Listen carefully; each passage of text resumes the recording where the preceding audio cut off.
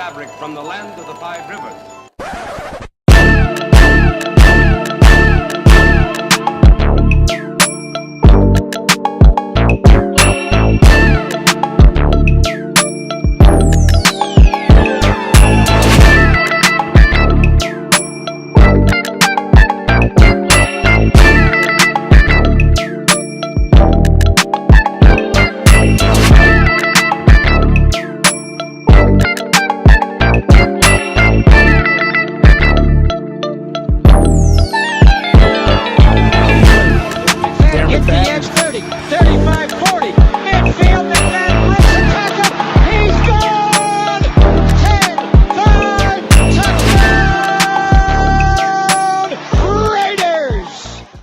Years ago, when we came to Los Angeles, I really believed that the greatness of the Raiders would be in its future.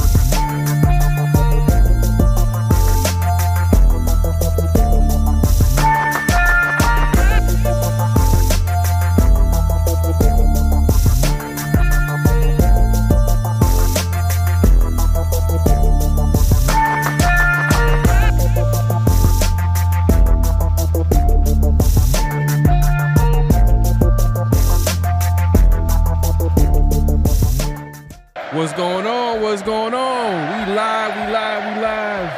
We back. We are back, man. Welcome to the, you already know what it is. You know what time it is. Welcome to the 50-50 Show with PharoahNFL and the Severe Raider. The realest show for Raider Nation. 2 points of view. One verdict. You decide. Make sure to clock in, hit that like button, hit that subscribe button, hit that notification bell, all that good stuff, man. We appreciate everybody's patience. You know what it is, man. We got we got a problem, man. We're working on it. Yeah. We're working on it. We're gonna be on time one of these days, but we appreciate everybody's patience, man. Hopefully everybody's enjoying their Memorial Day weekend. Get that extra day off. Enjoy that time with their friends and family, all that good stuff, man. Make sure that, like I said, hit that like button, clock in. If you don't know what clock in means, it means to hit that like button, hit that subscribe button, hit that notification button, all that good stuff. We're going live on both our channels. As you can see, myself, PharoahNFL, and my guy, the Severe Raider. And yeah, just make sure to subscribe to both channels if you haven't already. And man, we got a lot to talk about. Hey, man, football is 365 days out the year, man. We know football's not going on right now, but look, OTAs is happening right now. So like, there's some things that we're paying attention to that we want to talk about. And we want to talk about to the nations. But before we get it started, man, let's get into the chat, man. There's a couple of trolls in here, man. Y'all, man, y'all crazy. Oh, by the way, too, stay tuned, man. We are going to be opening up the lines. So, yeah, we'll give y'all a chance to call in. Trolls, Don't call in. I'm not even going to entertain it. So I already got it. I'm playing chess over here. So if y'all try to call in on some weird stuff, it's not even going to get through. But that being said, man, my guy James Furpo likes to start off right, man. He says, there you go, man. Raiders. Let's go. My guy James, man, everywhere he goes, man. I already know James just pulling up everywhere. And the first thing that he says, man, is Raiders. Every time, man. Every time, man. Every time. Carlos and Fuego says, yo, is Colt Miller hurt or what? Yeah, he was He was one of the guys that were missing not first day of OTA. I think that was the first day that was open to the media. We noticed that certain players weren't there, and Colt Miller was one of those guys, including Zamir White too. Now, these are voluntary OTAs, so I don't want to just assume that players are hurt right now because it's like, it's voluntary. Guys are, probably got their own workout thing going on. Zamir White, this is probably the biggest season of his career, so he's probably planned out this entire offseason, and he wants to get in tremendous shape, and I'm sure he's going to show up when he shows up, and that might include Colt Miller as well. So, but I don't want to speculate too much. He possibly could be hurt, but it's voluntary OTAs. You would want them to be there, but I don't want to just assume that he's hurt right now. It's kind of early. But let's see. Facts. Yeah, let's move it along, man. Appreciate you coming through. My guy Raider Resistance Digital Prez in the building, man. Appreciate you coming through, man. Facts. Man, you got jokes, man. You got jokes. Daniel Kim, the king of mods, is in the building. Appreciate you coming through. Daniel Kim, he says, salute Pharaoh, salute Severe. Let's go. Appreciate you, man. Salute to Daniel Kim. Through, man. Mr. Consistent, man. Appreciate you coming through and holding it down in the chat, man. If you see anything crazy or weird or anything like that, you have all our blessing and support to handle it, man. Handle it as best as you can, man. And if they got to be blocked, if they got to get kicked out, that's what it is too. So I appreciate you, man. We got Aaron Smith, man. He just keeps it simple, man. You know what? And I'm just gonna keep it simple with this, man. I think you're gonna recognize this one.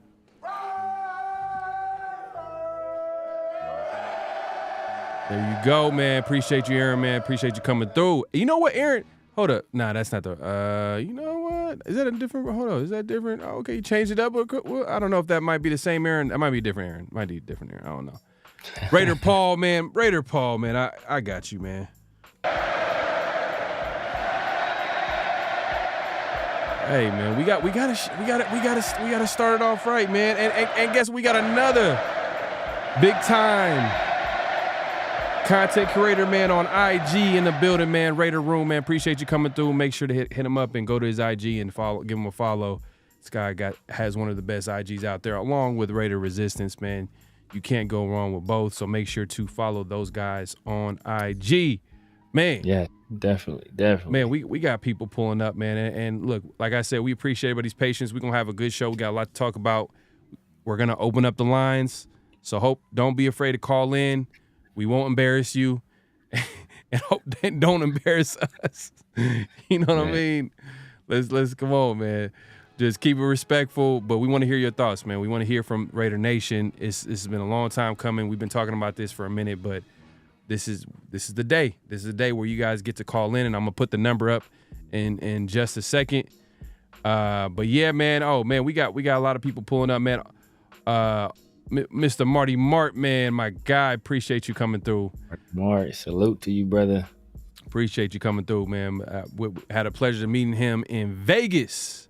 Yes. At the draft party, man. Appreciate you, my guy. And we got, man, I was wondering where you at, man. Hey, my guy, Raider Smoke. Man, Raider Smoke. Salute to you guys, man. Raider Smoke, man. Appreciate you, man. Hey, man, we're gonna have to get something. Hopefully, the next time we actually, me and Severe were actually talking before the show. We're talking about LA might be the move, first game of the season. So, man, we got to all link up, man. People that come through the show and support us, man. We want to make sure that we get to meet y'all, man, and chop it up. But yeah, Smoke, man, I appreciate the support as always. But yeah, man, that's another thing too, man. Like the games, man. I'm trying to get that. Trying to plan out this because some of the tickets. But you know what? Do you feel like it's probably best to wait? Should I get I don't know, man. I think I might have to wait. I feel like. I mean, a lot of these tickets are. I mean, pretty much all the tickets at this point, like secondary market. So these are like people that have already bought the tickets and they're selling them, bro. So they can go either way. They could get desperate and last minute they're like, I need to just get these things off. Mm-hmm. But it could be also a situation where toward the end the demand is a little bit higher. People are like, okay, well, dang, I was able to get that time off work. I didn't think I was gonna get it. Let me try and get those tickets. So it can go either way, bro. I'm pretty sure that Chargers game is gonna get more expensive, bro, because it's hella Raider fans in LA, bro. Like super. And it's the first game of the season, so the excitement is gonna be at an all-time high, man. Because we're AP's first game, Like, we're excited to see the offense, the defense. Like, this is like a year removed from McDaniels, so this is finally he's able to put his footprint on the team, and and implement his system as far as the new coordinators, or actually at least the offensive coordinator, and then PG Patrick Graham coming from a third year in his defense that's in an upward trend. So man, it's so much to look forward to. It's that first game, man. It's that first game. So, but yeah, man, let's actually get into it, man. Let's get into OTAs, man. I know we had a chance to talk about it last week with Big Mike, man. Shout out to him. And we talked about like some of the things that were coming out of OTAs and who was actually killing it and playing well. But one thing that we didn't even touch on, I actually want to talk to you about, was that Brandon Facyson and Jacorian Bennett were actually switching out first-team corners. Well, actually, I shouldn't even say that. Jack Jones was missing, so they were both. They're the two starters that are on the field on the outside. But from what we're hearing is they're kind of battling for that outside spot opposite of Jack Jones. That being said, are you? I know we kind of talked about this maybe a little bit. We touched on a little bit as far as like, should we get a veteran in there possibly? Or are you okay with that battle? Let the best man win out of those two? Or do you want to add another corner? So I want to add a corner in the draft. Everyone knows it. That's a whole different conversation, man. Look, we'll get into that. But at this point, man, if the plan was, we had an opportunity to do so. So if you weren't going to go that route at this point, man, just roll with what we have. We have, granted, a guy in Facyson. He was here all last year, even though he was hurt most last year, but he's going to be familiar with the system. We have a guy in Jacorian Bennett who was opening day starter, took his lumps, was hurt a lot of last year, and also pulled for poor play. Hopefully, after a year, being able to see the game, some things maybe slowed down for him.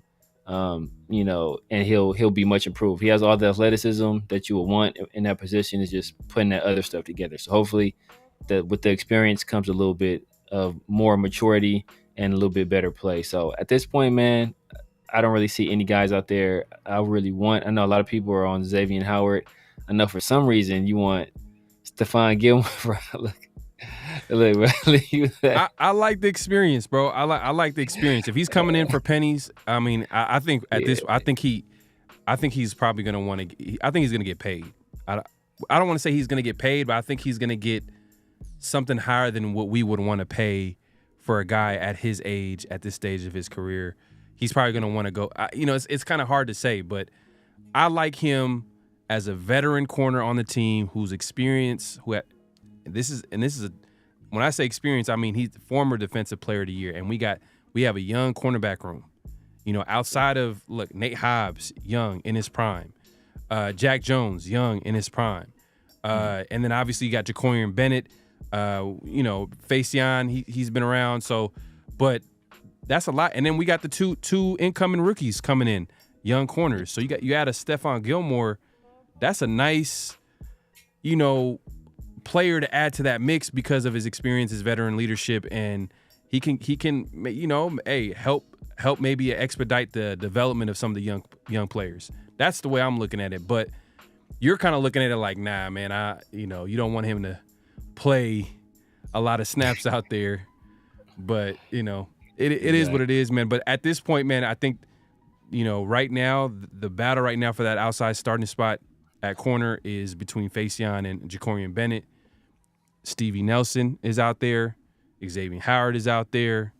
Stephon Gilmore. Let us know in the chat, man, if you guys are interested. Would y'all want the Raiders to possibly, start? And you know what? I'm going to go ahead and I'm just, I was going to wait a little bit. But you know what? Let's go ahead and put this number right here, man. Y'all see it, man. If y'all want to call in, man, you see the number right here. Call in 628-333-9343. Trolls, you will be blocked. You will be stopped. I will not allow you to ruin the show. Facts. I was, man, nah, I'm not going to let y'all to do anything crazy. But, which I never had an issue with. But as of late, I've noticed a little bit more trolls than usual. That being said, just let us know in the chat. Yeah, man, like what player are you guys comfortable? And I might put a poll in the chat as well to see what your thoughts are. Are you guys comfortable with the corner position? You know what I mean? The other starting spot outside of Jack Jones. Do you like the position battle going on with Jacorian Bennett and Brandon Faison and the two rookies coming in, or do you want to add another veteran in there? Let us know in the chat. But what were other things that caught your eye that you want to talk about as far as OTAs, man, that we kind of missed? Because I feel like there was a couple things that we didn't talk about last week. Yeah, man. I mean, we kind of hit on Dylan Lobby. I know we talked about Michael Mayer, Brack Bowers. I'm just looking at that third receiver spot, man. I guess that's a big question I have coming out of OTAs. Is Trey Tucker going to take that next step, right? Is he going to take that next step? Because I know we've been talking a lot about 12 personnel and basically, or 21 personnel, and basically two tight ends on the field at all times. So essentially, that's eating into Trey Tucker's touches, right? He's not going to really see the field a lot if we're running those two tight end sets. So, what is he doing in OTAs? Is he going to do enough to kind of force the coach's hand? Like, you know what, you have to put me out on the field. Like my speed is a weapon. Now I've improved my route running. I've improved my ability, to catch the ball. Like, is he going to force his way into the field or not? So I think, that's something I'm really going to be paying attention to, especially over these next few OTA sessions. Yeah, man. Yeah, and another thing, and I guess we'll wait on. We'll wait a little bit on, or should we talk about it, man? Like that right tackle spot too. And we probably could wait. We could wait until we'll wait till later in the show, man. But as you can see on the screen, man, the number is 628-333-9343. Give us a call. Let us know what you think about the Raiders so far this offseason. OTAs, the draft class. Let us know, man. It could be anything. We want to talk to Raider Nation today, man. This is a show dedicated to the nation and everybody that's supporting, man. Hey, Memorial Day, man. I know hopefully everybody's enjoying the day off and enjoying being with their families, man. It's a special day. So we appreciate everybody coming through. Man, let's see. Let's get into the chat. What's good, man? Just another DJ, man. Appreciate you coming through, my guy. What's up? I mean, real quick, man, we would be remiss if we don't say, hey, salute to everybody out there that served our country, anybody that has family that's serving our country, anybody that lost family members, in service of our country, man. Just want to say special thanks to you guys on this day. That's kind of what this day is for. So appreciate all you guys and all the sacrifice that I've made. I know that doesn't. A lot of people don't talk about that. I have family that was in the military, man. So I know the kind of sacrifices that it takes to in service for our country, man. I don't think those guys get thanked enough. They don't get paid enough for sure. And a lot of times they come back here, man, and we aren't treating them well. So, man, just shout out to everybody that served and everybody who has family that served. Yeah, well said, man. Yeah, man, shout out to them. And Marty Mart also says Ram game more expensive than Chargers game for the same seats. Is that true? Don't make sense. That makes sense, bro. Like if you look at the hierarchy of football in LA, man, it's probably I mean honestly, it's probably Cowboys, 49ers, Raiders, USC, Pee Wee leagues and Chargers right into that, bro. So, it's the Chargers aren't a popular team out here, man. So I went to a game, I got some tickets, but somebody gave me tickets, bro. The tickets was like $80. I was like damn near on the field. Like it was like here, man, you got these tickets, bro. I'm not going to the game. I was like, how much he's run you for? It was like $80, bro. I was sitting close enough to see Justin Herbert's pimples, bro. That's how close I was, bro. Damn, that's crazy. That's crazy. But look, it's gonna. I think it's gonna be a big showing on Monday night. Is that a televised, nationally televised game? Is it a Monday night football game? I don't usually. I feel like I'm so used to that first game of the season being like a nationally televised game, Monday night football, or even Sunday night football. I'm not sure if that's true this year. 1 second. I don't believe so, man. To be honest with you, I don't believe so, bro. I think we only had a few of them. I forgot which ones they were. One was the Black Friday game, and then there was one more. I think we only had 2 this year, and so I'm pretty sure. I'm almost positive that that's not one of the games. So. We not like in years past. I think there's been a lot more excitement and buzz around the team than this year. Of course, the whole moving to Vegas thing created some excitement, and then the whole Josh McDaniels coming over. He was a hot commodity as an offensive coordinator, and then that last year was okay. The new quarterback's in town that's supposed to generate some buzz. The new quarterback with Devontae and Josh Jacobs coming off the rushing title. The Raiders going to have a high octane offense. So that kind of, they want to put us on TV more, and and we kind of failed to live up to expectations every time. So they probably like, look, these dudes about to ladies show and us. gentlemen, we have the only Chargers fan in the world right now in the chat right now, man. Salute to this guy, man, for holding down the Charger fan base. He says, "I know we suck."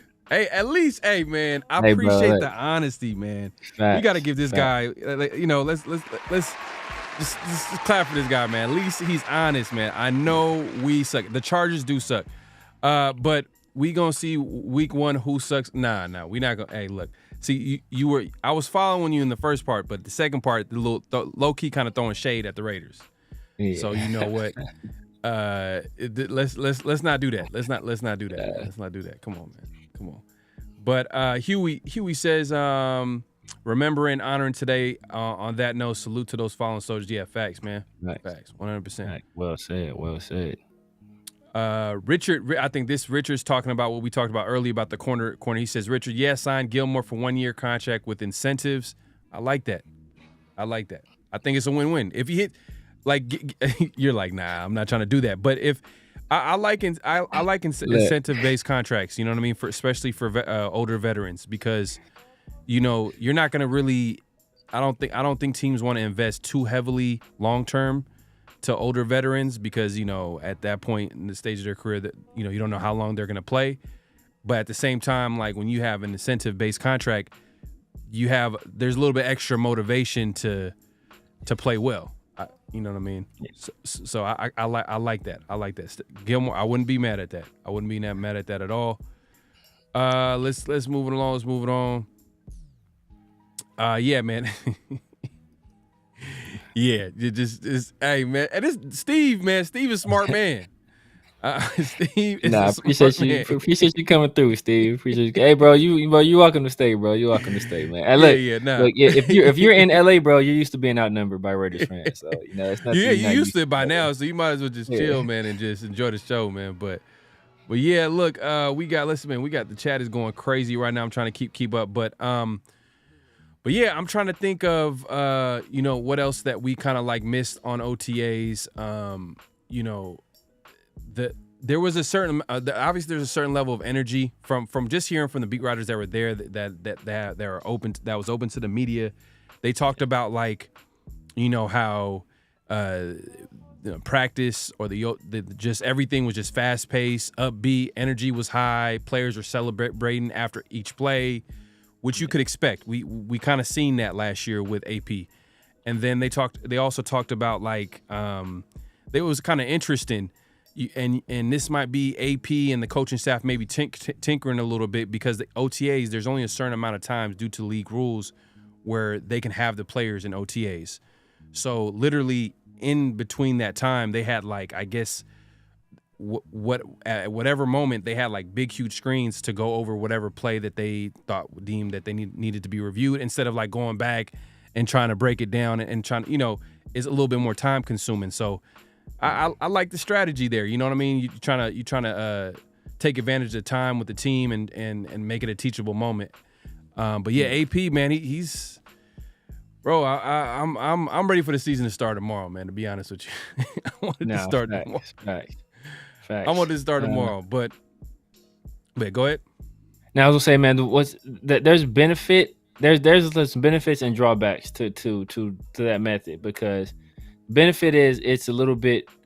It saves time. It definitely saves time, and I think that's one of the issues that Raiders player had last year with Josh McDaniels and his coaching staff was that they didn't feel that their time was being valued or used efficiently. The only issue I would say with that is that, sometimes it's easier to correct 53 guys once than correct, fit each guy 53, each guy once 53 times. You feel me? So like if I can show a whole group, hey, you know what? On this play, this guy did this. We don't want you doing this. We want you to do this instead. I get all you guys together. It's showing everybody, hey, don't do this. Instead of, damn, this dude did this. Come to the side. Let me show you this. Don't do that. Oh, damn, he did it too. Yo, you come over here. Let me show you. Don't do that. You feel me? So at some point that can be time consuming too. But on a team we're a little bit more of a veteran team at this point, maybe you can kind of get away with that. The only real young units we have is I guess the running back unit is kind of young. The receiver core has a good mix, so you can kind of get away with it with some of the units. But sometimes it's if you can get off all eyes at once and you get everybody's attention and teaching everybody the same thing, sometimes that's easier. But like I said, it's a little bit more difficult to get all those guys at once. It takes a little bit more time. So I can see why they're doing it, but there's benefits and disadvantages to it. You know what I was really thinking about too as well is the offensive line. Like at going into the offseason, even during offseason and free agency and up until like the draft, like I was a little concerned. I was like, man, O-line, but Raiders were able to make some moves really quick from the second round, obviously getting Jackson Powers-Johnson. We picked that offensive tackle in the third round. And then we picked, some people might argue, was it a reach, was it not? But hey, that's talent in that room, young talent in that offensive line room. And then we picked up Andres Pete, former Pro Bowler from the Saints. And then we picked up Cody Whitehair. I think we picked him up before the draft. Was that before the draft? It might have been before the draft. I think it might have been. So looking at the offensive line, I'm kind of like, you know what? It's kind of shaping up a little bit. It's not looking too bad. There might be some areas of concern, and we'll talk about that later in the show. But like I'm looking at the offensive line group, man. I think that's kind of that right there. I think that was one of the biggest concerns going into the offseason. Now I'm feeling a little bit better, pretty much heading into training camp. I think that we got some talent there with that this coaching staff can work with. A lot, and to be honest with you, what were the issues going like the last couple seasons running the football? And now you got some. Well, last year was running the football until Zamir White. Even the year prior, I mean, there were some issues with run blocking too. Outside of Josh Jacobs, it's nobody. I'm saying, like last year, nobody ran well until the end of the year. Zamir White. The year before that, only person that really ran the ball well was Josh Jacobs. Nobody else ran that well. Josh Jacobs led the league in rushing. We're still like 17th, so it was issues. Hey, y'all talking about the Mark Davis situation, man? Let's talk about that, man. Like Mark Davis. So I don't know how true it is, this might be just, I don't know. I don't want to gossip or whatever, but yeah. But I guess there's reports that like Mark Davis is a father to be. You know what I mean? Like, I guess, but I don't know how true it is. I think I think we were talking about this. Like, did someone come out and kind of like deny all that? So I don't know if it's 100% true, but there was reports saying that Mark Davis was going to have a child with some young IG model. I don't know how true it is, but was it confirmed to be true? So the girl came out and said that it's not true at all. She actually, I want to say she posted on X or IG, one of those, that, you know what, like she was a guest at the game like 2023 or 2022, and that, you know, like basically her and Mark aren't dating. Like she's pregnant, but it's not his kid, and she, you know, that all the rumors out there are like, you know, affecting her pregnancy and affecting, you know, how happy her and her guy are. So I don't know, right? I don't know. It could just be, that could be a smoke screen for her to, you know, to get her out of the limelight, but it could be true, you know. So yeah, you know, I don't know. I don't think, man, Mark is like 60 some years old, but if he having kids, just he had his first kid now, bro. It's like, come on, dog. Like, come on, bro. Yeah, you a little late to the party, son. Well, I mean, look, I always wondered like what would happen if, you know what I'm saying, if something were to happen like to Mark or whatever, like where would the team, you know, usually it would go to, you know, you would leave it to like your son or your daughter, you know what I mean, whoever. But we all know that Mark doesn't have any kids. I'm not sure what how that situation will work out, but yeah, that's interesting. But yeah, I don't know, man. I don't know, but that at first glance when I seen that, I thought that was funny. I was like, damn, this is crazy. This dude Mark gets to Vegas. He's enjoying a life. Dude became a billionaire. Like, man, carefree life, bro. Man. He's living his life. He's living his life for sure. Bro, yeah, this bro have look. Those are problems you don't want, bro. As somebody that's that old, bro. Dog. Just imagine this fool Mark waking up to change some diapers, bro. Like, it's wild, bro. Little kid with that crazy haircut. Like, hey, he looked like he lost weight too. I mean, you know, he trying to, you know, he looked like, you know, that's, you know, you taking trips to Pound Town. That'll you know, that'll slim you up, I guess. Damn. Oh man.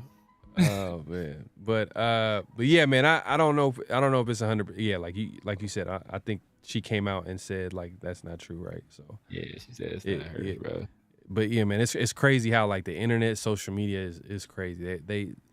They find out something, they see some pictures, they can put it together, make it seem real, and let it, man. The internet is crazy, bro. It is crazy. But man, my guy 808 Raider, man, John, appreciate you coming through. Salute Nation. Labe is might be the poor man's McCaffrey, man. That's high praise. Even as saying poor man's McCaffrey, that's high praise. But he was actually one of the guys that we talked about last week that we heard that was played really well. His versatility showed. They were moving around a lot.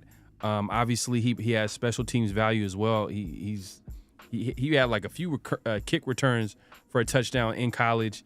Now with the new rule changes in the NFL next season with special teams, you can see the value of kick returners is coming back. Like, if I don't know, y'all need to check out that press conference or that presser with the special teams coach. Yeah, and that dude, he was super passionate, bro. Like this dude, he got away from the mic. He was like, "So this is how you." He was just trying to break down the play and everything. Like he was excited. You could tell he's excited about this new rule change. That dude pounded like 2 or 3 yerba mates before he got up there, bro.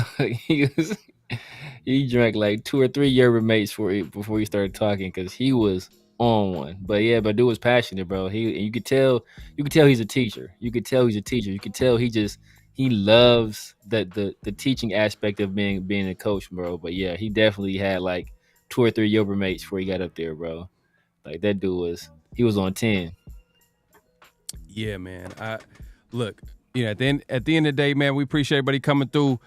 Make sure to clock in, hit that like button, hit that subscribe button, hit that notification bell. We appreciate everybody coming through. I just got a call, but I think y'all was trolling. Yeah, but if not, just you can call back, man. Make sure to hit that like button, hit that subscribe button, hit that notification bell. We are not gonna let trolls in today, man. That's not gonna happen. But yeah, man. Hey, look, we appreciate everybody watching, man. Just make sure to hit that like button, hit that subscribe button. We are going live on both our channels, so make sure to hit the like button and subscribe button on both the channels if you can. But man, we got fans coming from everywhere, man. We got Packer fans in here, man. Even though we beat y'all last season, I don't know what you want to. Yes, I don't know why you want to come here and talk to us over here, man. But we appreciate you coming through. But yeah. She denied it. Oh, she did. Yeah, right. That's what we're talking about. She denied it herself. Yeah. Okay. Yeah. Okay. Got you. What's going on? Nick 209 says, what's going on with Colton? So I'm gonna check and see if there's some new information. But if you guys are referring to the report, let's see, 1 second, hold on. If you want to talk to the people about Colton Miller and what might possibly going on with him, hold on 1 second. Yeah, man. I mean, I haven't seen any news recently that would cause me any concern. I know Jackson Powers Johnson got nicked up, but as we were talking about earlier, man, this is a voluntary part of the offseason. We got a call, not to cut you off. We got Raider Joe in the building. Can you hear me? Yes, sir. How you doing? Pretty good, man. Appreciate you calling in. What's going on, man? How you doing? Man, I'm doing good. Sitting over here just relishing in this draft a little bit and thinking about how, maybe our man over there, Antonio Pierce, has got a plan with old Telesco, and they build into the future, and I'm excited about that. Okay. So how you feeling about the draft class, the off season so far?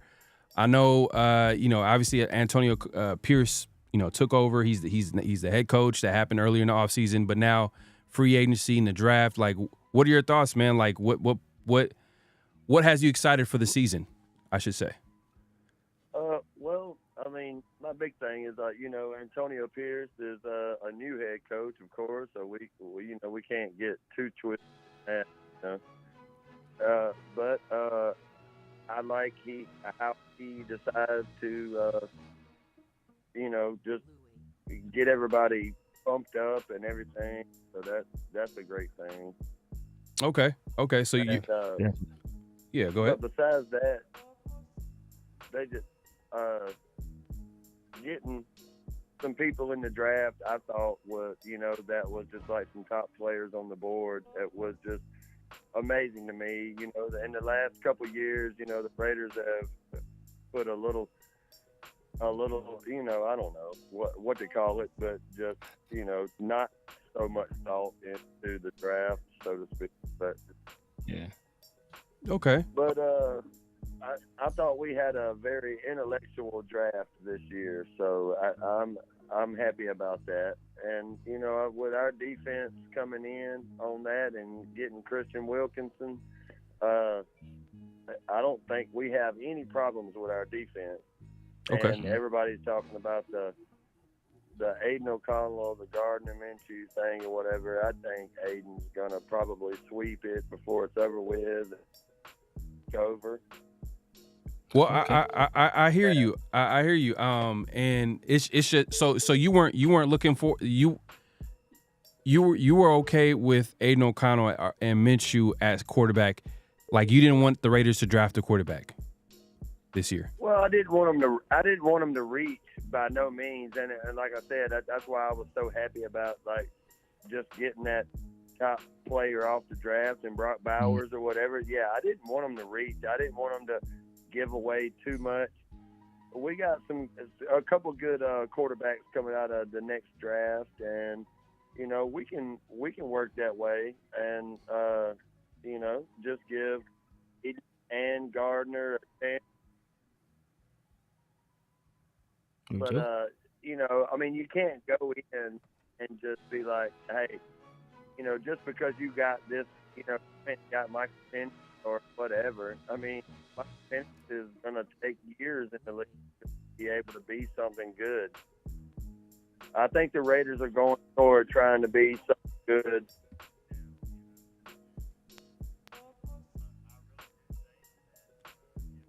Hold on. Did we lose him? I think we lost him. We'll do. I think we got him back. Yeah, man. Hey, man, we appreciate the call. We're actually getting a couple of calls calling in while you called in, but yeah. So what are you? I don't want to cut the call short, but what's your last thoughts on the Raiders, man? What are you looking forward to from here on out?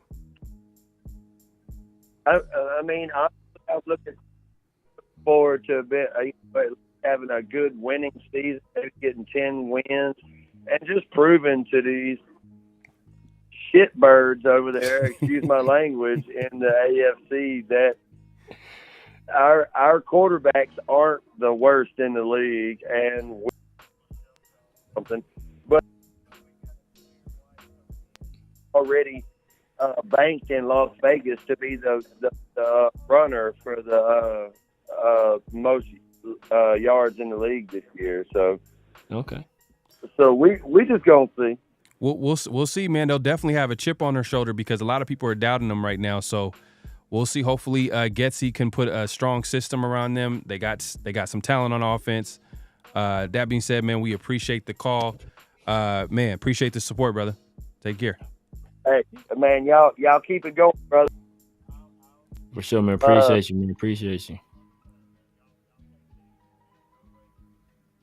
Hey, appreciate it, man. You have a good one. Appreciate it. Yes, sir. Yes, sir. In the words of Jimi Hendrix. Call Joe. Raider smoke. To accept, press 1. Sure. To send a voicemail, press 2. Oh, snaps. Guess what we got on, man. You heard it just a little bit. Yes, sir. You got to set off We the got alarm. Raiders smoke in the building, man. Man, a big supporter of the channel, man, of the show. My guy, man, what's going on?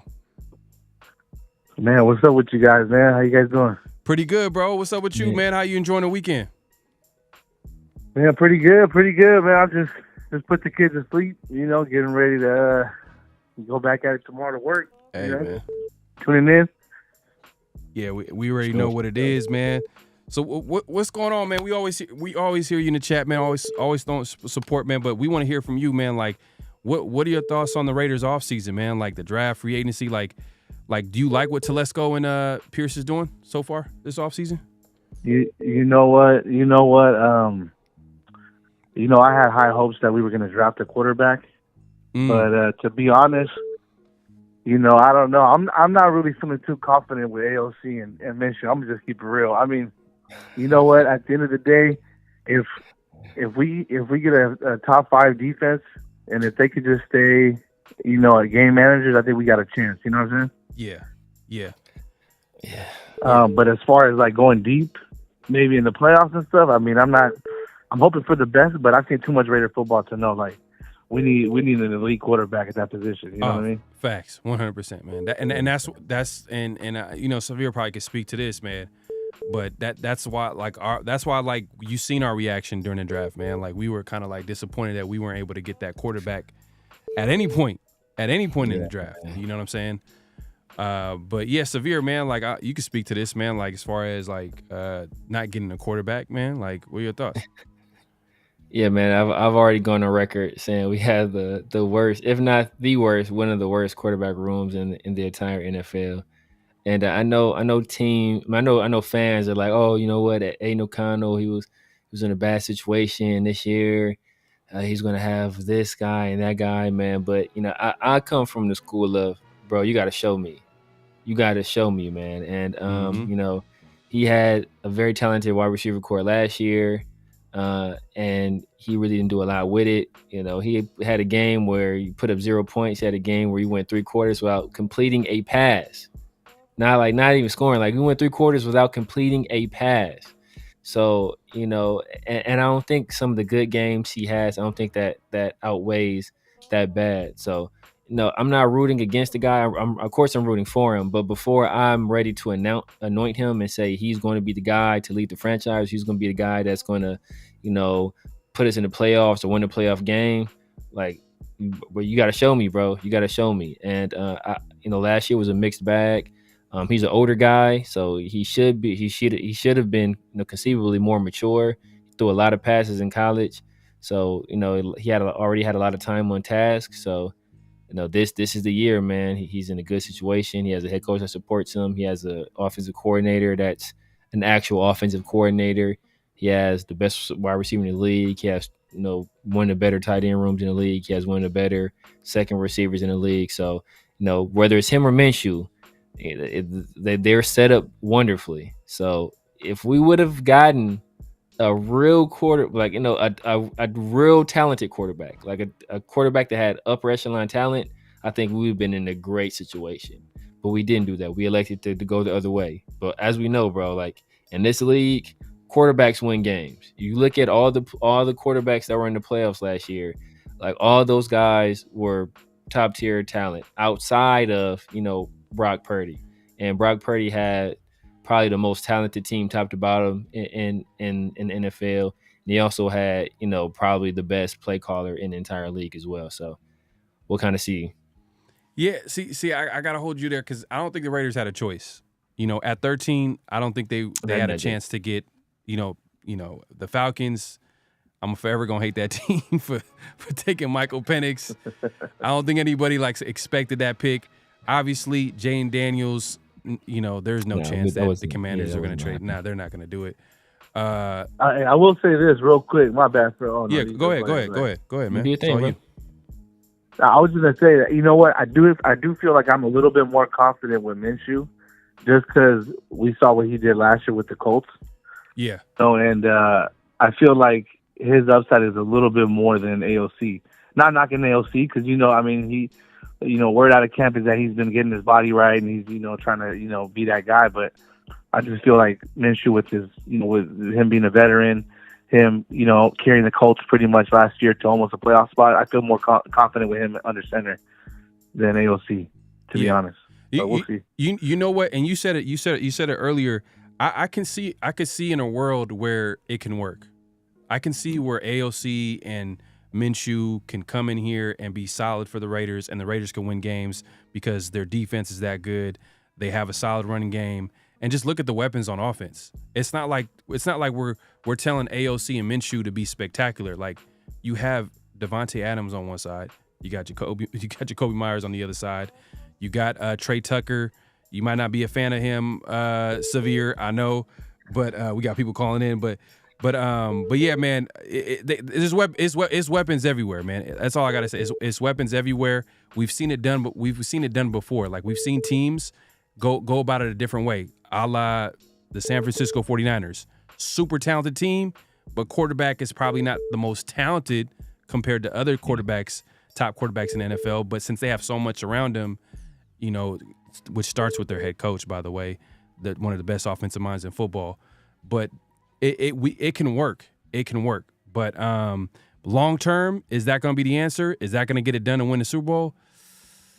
That's what we're talking about. That's what Severe's talking about, and I think that's what you were talking about earlier as far as getting like a franchise QB. And I'm not sure if AOC and Minshew are that, but who knows, man? We'll see, man.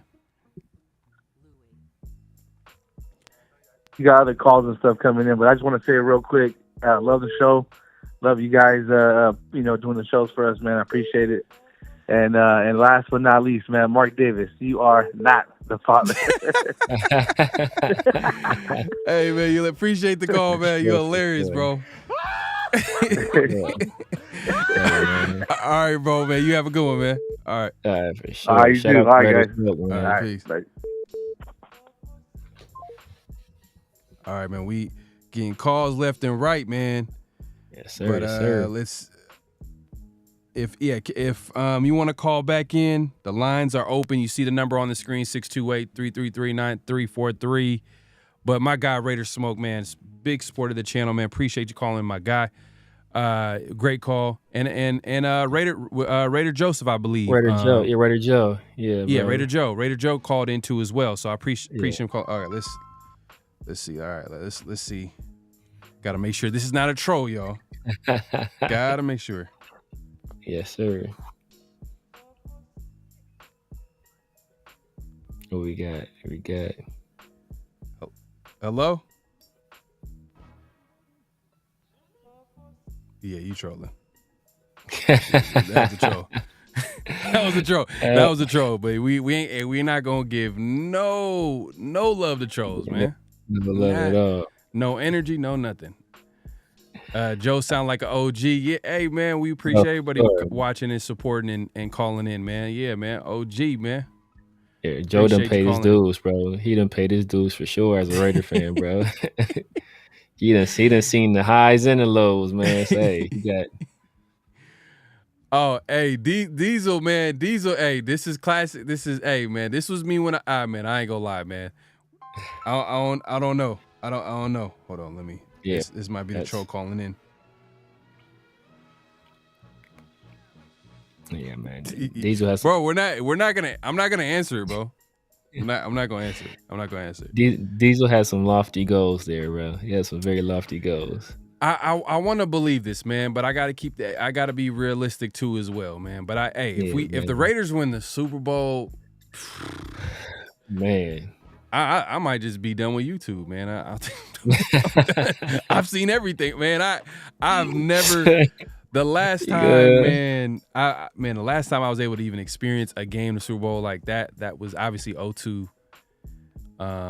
That's in my lifetime I was like, man, I was super excited, man. And the way the game started, Seawood getting the interception, man, I thought I was going, man, I don't even want to think about it, man. It's bad memory. Yeah, that's a really painful memory for me as well, man. And I so happened to know someone that was a Tampa Bay fan. Ain't that messed up? That's the most messed up thing. Body on that game, bro. I was young, but I lost. And what makes me so bad is that game was in San Diego. Yeah. So it's like, bro, we lost in San Diego, bro. It's like, man. Yeah. On, man. Yeah, in San Diego, man. And that's a Raider home game right there. That's a Raider home game right there, man. But man, what we doing, man? We getting getting all lost in the sauce as far as these calls, man. But let's get into flag on the play, man. If you want to let the people know the first flag on the play, man. Let's lead it off, man. Let's talk about this, man. This is the giving them the business. 69 offense. He was giving them the business. He played it in. Yeah, man. And in a strange turn of events, this flag on the play is about somebody not getting the business. Yeah. And that is one Tom Brady. We've all known that he's been attempting to, basically buy a minority share of the Raiders for quite some time now. And initially, we were told that the deal couldn't be consummated because of the amount of discount that was being given to Tom Brady. And then we heard that the owners were at the previous owner meetings, the owners weren't even going to address it. And now I think there's another owners meeting that's going to be coming up. And now some new issues have cropped up. Yeah. And just to let y'all know, man, I'm going to be looking into Colton Miller. I know he was he wasn't there on last Tuesday in the building, and a lot of players weren't there. But we started off the show, we said it's too early in the offseason to speculate if someone's hurt or not. We haven't heard anything. I'm not seeing anything come up as far as Colton Miller being hurt. But I think it's too early to be concerned right now, man. But that being said, yeah, it is kind of interesting, man. But do we expect anything less, man, when it comes to the Raiders? At the end of the day, like, even though Tom Brady is the golden boy, the golden child, the GOAT QB, the Patriots quarterback who's won all those Super Bowl rings, but now he's affiliated with the Raiders. And if he's gonna buy into the Raiders, he's a Raider. Yeah. And now they're saying the issues of him, he's getting slowed down a little bit just because he's broadcasting with Fox. And the broadcasters, they obviously get all that type of access with teams and all that type of stuff. But I don't know, man. I think it's a flag. I think it's just an excuse, man, to because man, hey, low key, it was kind of. I feel like it is a smart move to get Tom Brady to buy in, because I think he's gonna bring in. Man, he's a winner. He's a winner. Is that gonna translate into the Raiders winning more? I don't know. You know what I mean? Mark Davis. We've been asking this for years to make an infrastructure where, you know, he removes himself from football decisions, because he's come out and said that I'm not a football guy that my father was. You know, if that's the case, if that's true, then maybe have people to make those decisions. But even though he's hired a GM and he hired a coach, you see, it's a little too close. Like, you're a little too close to you're still hiring the guys who are, you know, so close to the field. I mean, I think you should leave that to, like, you know, and he mentioned that there might be a possibility that, I think it was in a past interview, was it last year, where he kind of mentioned, like, oh, at some point we need to bring in a president of football operations.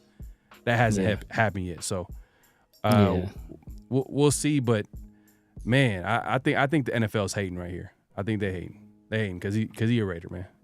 Exactly. That's what it is. Exactly. Man, at this point, it just seems like hating, man. Because it seems like I know a lot of Raider fans are against it, but I just look at, like, for example, perfect example, you look at what happened with Cliff Kingsbury, right? Where we had him, he was going to be our offensive coordinator. It was pretty much a done deal, and then Cliff Kingsbury got a call from Magic Johnson. I think we meant you to be spectacular. Like, you have Devontae Adams on one side. You got Jacoby Myers on the other side. You got Trey Tucker. Hey, if you want to load down to YouTube, you want to load down to YouTube. People calling in, but yeah, man. Low. All right, man. I think someone called in and they got nervous and hung up, man. It's all good, man. We not gonna hurt you, man. But yeah, when you call in, make sure to load down the YouTube, because it's gonna be like a feedback. So just load it down, and then we'll answer the call, and then we'll be able to chop it up, man. But yeah, man, I think it's a big flag on the play. But let's move it along, man. We got another one. We got another flag on the play, and the big flag on the play. We were talking about earlier about going to games, right? But guess what? The most expensive ticket in the NFL is, guess who? The Las Vegas Raiders are one. I think they have 3 out of the top 10 games are the Raiders as far as the most expensive ticket. And I believe that the most expensive ticket for next season is the Raiders versus Steelers. And I think I had this in front of me. Let me pull this up. Raiders versus Steelers, Raiders versus Chiefs, and Raiders versus Browns. I think that was the game. Raiders versus Browns. Yeah. So Raiders versus Browns is a curious one. that's what I'm saying, man. Like, but you know what? It might be all those Browns fans tired of Cleveland and how terrible the weather is out there, and they trying to come come to Vegas, man. I'm telling you, man. Like okay. I think we gonna get this, my guy right here. Call from Deion Sanders. Did he say Deion Sanders? It must be the money. Lines are open. Wait, 339-343. Yo. My guy read. Hello? See, that's troll. Yeah, troll, man. I don't get it, man. I really don't get it, man. Like, what's the point of doing that, man? I seen it coming too. I'm just paying attention to the chat, man. I see it coming. But yeah, man. Flag on the play, man. I one of these days these tickets is gonna get cheap. But if the Raiders continue to win, and they continue to be in Vegas, let's keep it real. It's just a destination city for a lot of fans, and on top of that, I'm gonna be honest with you. Like, that's one of the best stadiums I've ever been to. Like, it was great. Mark Davis, he did it right for the Raiders, bro. It's a silver and black experience. The only thing missing is it ain't the same as Oakland. It's not the same. You know what I mean? And I think that's just gonna develop over time. They need to start putting some winning football out there. But that's the only thing that I'll say is like missing is like the fan base is not as strong or heavy. You know, I feel like we do a good job of like showing up to the games, but I don't think it's as strong as it has in the past. But you know, it is what it is, man. I think them tickets is gonna be expensive for a while. For a while, man. Yeah, man, because they're gonna have to pay. They gotta pay for that stadium. They gotta pay for that stadium. But yeah, man, that's flag on the play, man. There's things that we have an issue with that we want to talk about, man, and those were the biggest flags on the play. And as you can see, man, we got the call-in number here, man. No trolls allowed. Call in 628-333-9343, man. Hey, you now I'm not gonna pick it up. Yeah. Same dude, like this dude, man. Deion Sanders, bro. You need to coach. You need to coach Shador, bro. He's go sick, back to man. He's sick. Hey, appreciate it, my guy. Henny said just subscribe, man. Let's go, man. Appreciate the support, man. My God, man. And hey, if it's severe, make sure to head over to my channel, subscribe to myself. If it's me, make sure to head over to Severe's channel and subscribe. We are going live on both our channels. Make sure to clock in, hit that like button, hit that subscribe button, hit that notification bell. We appreciate the support. And if you're watching vertically, we understand like the like button is not as like easily seen on the vertical live stream. It's on the top right. Hit that 3 dots, and you should be able to see the like button. But yeah, we appreciate the support, and we're gonna keep it going. We got a lot to talk about, man. We got notable quotables, man. Notable quotables. Oh man, we got an all-star caller right here. Call from Daniel Kim. What? We got Daniel Kim in the building, man. Hey, what's going on, Daniel? The king of mods is on the phone, man. Mr. Consistent. Appreciate the support, man. I'm glad you were able to call in, man. How's it going, man? How's everything going with you? It's going good. It's going good, family. Just spent time with family here for Memorial Day and hung out. Wanted to call in and give you guys some love and at the same time talk about our team. Yeah, let's go, man. Let's talk about it, man. What are your thoughts on the team, man, as far as like the off season or whatever, man, the draft? Let us know, man. What's on your mind? There's one major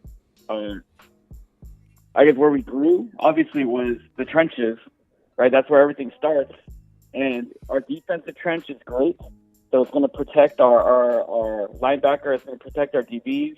It's going to protect the back end of the defense. But I think I'm more concerned because we still need to grow our O-line trenches. You know, like there's big questions on the left side right now with Colton Miller being hurt. Because if, we got the horses in the receiving core and the tight ends, the running backs, but if we can't get our quarterback the ball, right, to get the ball out on time, get the ball to the right people, if the line doesn't hold up, then we got an issue. Yeah. So I'm not seeing anything about him being hurt. I know he wasn't. Did he leave? Did he leave? I know Jackson Powers Johnson left OTA's practice a little bit at some point in the practice, but. Mm-hmm. I'm not, and I know Colton Miller was one of the players that didn't show up or wasn't there at OTAs, but there was a few players that didn't show up. So it's kind of hard for me to talk about it because I'm not sure if we have a lot of information as far as him being hurt. Yeah, absolutely. But at the same time, I think it's important that we make sure that's taken care of, right? Yeah. It's early, bro. I think it's just a little bit early. No, absolutely. It's but anything other than that, our energy in the building with all those guys out at OTAs, before OTAs with AP and our defensive coach, dude, they're bringing the energy every single day, and you can see it's a different team. I've been watching this team since I was 7, right? Man, there's not a lot hasn't happened since I was 7. This is 40 years since I've been watching them. Nah, I feel you, I'm man. finally excited. I'm finally excited for it. And it's like real excitement. It's not, oh, I hope they're good. Like this team looks and sounds different. Yeah. And it's different too because like I'm excited, but I'm like it's starting with the defense. And obviously led by the head coach Antonio Pierce. And then you got Patrick Graham. You got some of these assists. You got Patrick Graham, third year coaching that defense. Then we got the additions on defense, that defensive line. Everything is starting with that defense. And then you look at the offense and you see the offensive pieces. It's just that quarterback room that kind of has me hesitant. But like I said earlier, I can see there's a world where I can see this all working out. Like because there's so much, it's too much talent. Yeah. No, absolutely. And I think given that the offense has been simplified, I think it's more friendly towards quarterbacks. And I think if anything, there's one thing that you can't put into numbers, and it's the dog in the man, right? Mm-hmm. Yeah. It's AOC, and like, dude, him being the 8th quarterback on the depth chart and him working up and putting the numbers in at Purdue, I think he has it in the brain, in the mind. He has it there. And once he has it there, if the line can hold up, I think he's throwing darts all over the field. Yeah. He's going to get it to our guys when it's time. Yeah. Yeah. And I think that's what a lot of people are not talking about is like, it is AOC's second year in the NFL. Like, right. he's going to get better. Like a lot of the mistakes, the things that we seen last year is because he was a rookie that wasn't, supposed to be on the football field. On top of that, on top of that, the whole offensive cohesion system that is all gone. It's thrown away. It's in the garbage can. We never going to see it again. Along with Josh McDaniels. So I think last year was just traumatic because how did that offense fail with so much weapons on the football field? Yeah. So this year, if you look at it numbers wise, AOC only played half a season, right? Half a season with no starting reps, just literally thrown in there and having his trial by fire at that point. Mm-hmm. And to see what he did, and at the same time see what he couldn't do, I think it's a fair assessment to say, you know what? I think we're going to see the real AOC this year. Yeah, man. Hey, I hope you're right, man. I hope you're right. I hope that I hope AOC is the franchise QB. And he's a Hall of Famer, Pro Bowler, All Pro. That's what I'm hoping for. But I'm also realistic as well. Like I understand, like he's a 4th round guy going into his second year. Talent wise, it's not the highest. It's there's a lot of things going against him. He's not elite in any terms of the word, right? So. Yeah, but we'll see, man. What's going to help with his development, and this is for any quarterback, especially young, is when you have a lot of pieces around them. You notice the guys that develop really well are the guys who have a lot of pieces around them, whether that's the coaching staff, whether that's the offensive line, you name it, the offensive pieces, the defense, the run game. And low key, we have some pieces. We got some pieces. I think we have it. And I think a lot of people are sleeping on this. Media is definitely sleeping on this. I think they're just setting it up so that they can jump on a bandwagon later on and have something to talk about. That's what I think. Yeah, yes, sir, man. Appreciate it, man. But any last thoughts, Daniel? All right, man. Other than Joe, I think we're gonna make the playoffs this year. Okay. I actually don't doubt it. I think that our team's gonna come around and we're gonna surprise a lot of people. I think we have to get through that gauntlet between about game 4 through about game 8. We got to get through that gauntlet and make sure that we come out at least 500 there, and I think it's going to be written in stone at that point. Division or wild card? Division or wild card? I think we're going to be wild card. All right. Respect. Kept it real. You know what I mean? Because KC ain't nothing to play with, man. It's the realist, man. I think wild card is definitely in play. Facts, man. Hey, Daniel, man, I appreciate you calling, man. Appreciate you, man. The king of mods, as he's been titled. The king of mods. Always holding it down. Hopefully, are you going to any of the games next season? I'm gonna try. My wife and I are talking. I'm gonna try for sure. Hey, let us know, man. Keep us updated, man. We're obviously shooting for that first game, but let us know, man. We're looking at that entire season, so. Keep us posted. We'll do, brother. We'll do. All right. All right, man. Take care, man. All right. Daniel Kim, man, the king of minds, man. Appreciate you, man. Appreciate you calling in, man. Always holding it down in the chat, man.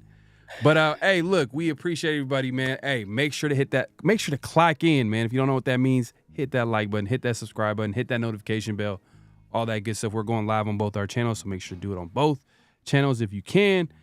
But yeah, let's before Daniel called in, we were trying to get into notable quotables, man. And notable quotables are anything that caught our eye, whether it's the writers or anybody. And recently we had, let me put this down real quick. And recently, Max Crosby, shout out to him, Rush Podcast, he talked about his Mount Rushmore of Raiders. Yeah. So I'm gonna go ahead and we'll let it play real quick, and then from there we'll react to what he was saying as far as his Mount Rushmore. So I'm gonna go ahead and play this in just a second. Let's see here. Oh man, I thought I had it. Oh yeah, right here. Who's the Mount Rushmore of the Raiders way? My bad. It wasn't the Rush podcast. It was on a podcast with your favorite player in the NFL. Man. That's an inside joke, man. Y'all not cool. Man. Yeah, that is I'm just playing. Like, that was an inside joke. That's an inside. We gonna keep it inside. We gonna keep it inside. Yeah, bro. Man, you too, bro. But Julian L. Edelman has a podcast, man. Shout out to him. And Max Crosby was there, and I think his whole thing on his channel, on his podcast show, they talk about a classic game, a big game, and they break down what happened, which is cool. I like the premise. It's kind of different. And during that conversation about the game, Edelman talked about and Max Crosby was able to get into the Mount Rushmore as far as Raiders, and here's what he had to say. Who's the Mount Rushmore of the Raiders way? Wow. The Mount Rushmore. Wow. Hey. Just players or coaches? The Raider Nation way. You got to put Al Davis number one. Al Davis number one. You got to put John Madden. It's two coaches taking up two spots. I mean, two coaches. You got to. I mean, they've changed the whole game. And then players. Ooh. Shit. I'm gonna say my personal. I had to go Charles Woodson. Nice. Teammate. Charles Woodson, yeah, legend. Fuck, that's gonna piss Howie somebody Long, off. Kenny Stabler. I literally, Howie was. I had to Tatum. go Howie. I have to go Howie. Dude, Howie Long. He's a fucking great dude. Absolute legend too. Who's the Mount? That's actually a good question, man. And in the chat, man, chime in, man. The Night Crew, as we like to call it on this channel, man. Make sure the Night Crew, man. Let us know, man. Chat, comment section. Let us know. Who is your Mount Rushmore? You know what I mean? Who is your Mount Rushmore as far as Raiders, man? And I think it's kind of subject. I think it's a little biased, like based off who you grew up with, who you were exposed to, and like what kind of hit you. I mean, obviously Al Davis has to be in the Mount Rushmore. Like he created the whole Raider mystique. Like he literally he created the Raiders name. I think I talked about this before. He created like ain't no. Let them know, man. Let the people know, man. So Al Davis, I agree with that one. John Madden, I can see. John Madden has kind of like a huge impact as far as like the culture, sports, and obviously the Madden games and exactly the NFL as far as a commentator. So it's even not just for the Raiders. So for football and period. Yeah, just football in general, man. He's huge. Yeah. So, but I wouldn't be mad at that one. And then he said Charles Woodson. Obviously, that's kind of like our, he's a go for us. But I be honest with you, we kind of we witnessed a lot of bad football.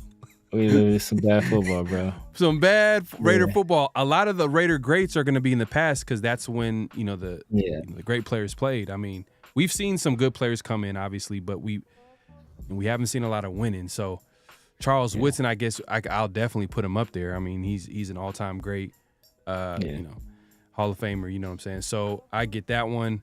Howie Long. Yeah, I don't know that one. I don't know. I mean, you know, great player, great player, bro. Take nothing away from his player, but like, it's not for me. Not for me, man. Like my four, I guess I go first. If I'm gonna go four, my four will be, of course, we already said Al and John Madden. They have designated spots. You cannot get away from those guys. Then I go with, it's not prisoner of the moment, but you know, I gotta go Jim Otto. I think Jim Otto gotta be up there, man. I think we talked about everything he meant to the organization, especially early on. He kind of set the tone and tenor for this team going forward. You know, and I think that the nastiness of the Raiders, I think that, you know, some of that, or a lot of that, came from him. So, you know, it kind of trickled down through this organization, man. And I think a guy that doesn't get enough credit, Tim Brown, man. Tim Brown, yes. bro. Tim Brown, man. As great as you want to say how he is, bro, if you look at the numbers Tim Brown was putting up and you look at the quarterbacks he had throwing to him, man, if Tim Brown had even above average quarterback play consistently, that dude would have some astronomical numbers. But hey, for when he retired, a lot of his numbers, he was right behind, well, not right behind, but he was second place behind Jerry Rice. Of course, Jerry Rice was leagues away from everybody, but you know, Tim Brown was right there in second place for a lot of those numbers, and he did that with who was the best quarterback he played for was Rich Gannon, super late in his career. Before that, it was Jeff Hostetler. Come on, like these are the guys he was getting thrown the ball by. So, you know, I think if he had some better quarterback play, and he was doing it with no gloves, bro, straight tape in his fingers, and he's a guy that I think he blew out his knee his second year out of Notre Dame. So he came in the league as a speed guy, returnman, blew out his knee in the 80s. You feel me? You had a devastating knee injury in the 80s and still came back and put up some crazy number. Like Tim Brown he's just that guy. So what's that criteria though? Because you know, and hey, shout out to Raider Smoke, man. We were able to talk to him for the first time, man. Appreciate you calling in earlier, man. He appreciate the super chat. He says number one. He says, and I probably not in any order, but he got Charles Woodson, he got Howie Long, he got Stabler, Tim Brown. Mount Rushmore is usually 4, but he threw in number 5 bonus, Bo Jackson. So he kept it all players. So yeah. I think when the conversation was happening, and I think when we're talking about it, we're talking about not just players, we're talking about coaches, with obviously ownership, with Al Davis. Man, like anytime you see anything about the Raiders, Al Davis is always going to be attached to that. So it is what it is. Man, so what is the criteria? Is it how great are you at what you do? And that's associated with the Raiders. So like obviously Tim Brown, great wide receiver, great receiver for the Raiders.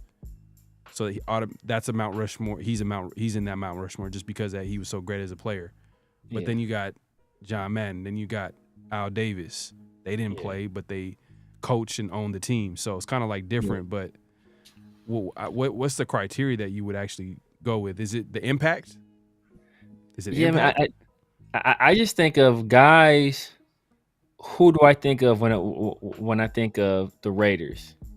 You know, and that's like off top for me. You know, though Jim Otto and Tim Brown, I think like both of those guys at one point or another were known as Mr. Raider, right? Like Jim Otto previously, Tim Brown more recently. Those guys are known as Mr. Raider. Yeah, and I think they were both ambassadors for this team. You know, I think they represented the team well. Jim Otto played his entire career here. I think Tim Brown played all but his very last year here with us. I think the last year he spent with like John Gruden in Tampa Bay, but he basically his entire playing career, which was a very lengthy one. So, you know, at no point did they, you know, turn their back on the team or asked to leave or anything like that. I think they were guys that were, you know, Raiders through and through.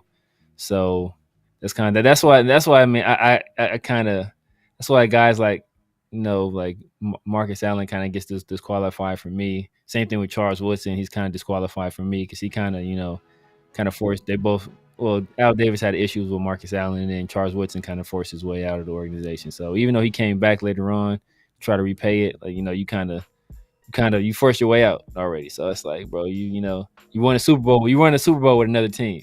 So you won Defensive Player of the Year with another team. So it's like, I appreciate your service. And shout out to Brim. He said Jack Tatum, Gene Upshaw, Bo Jackson, Art Shell.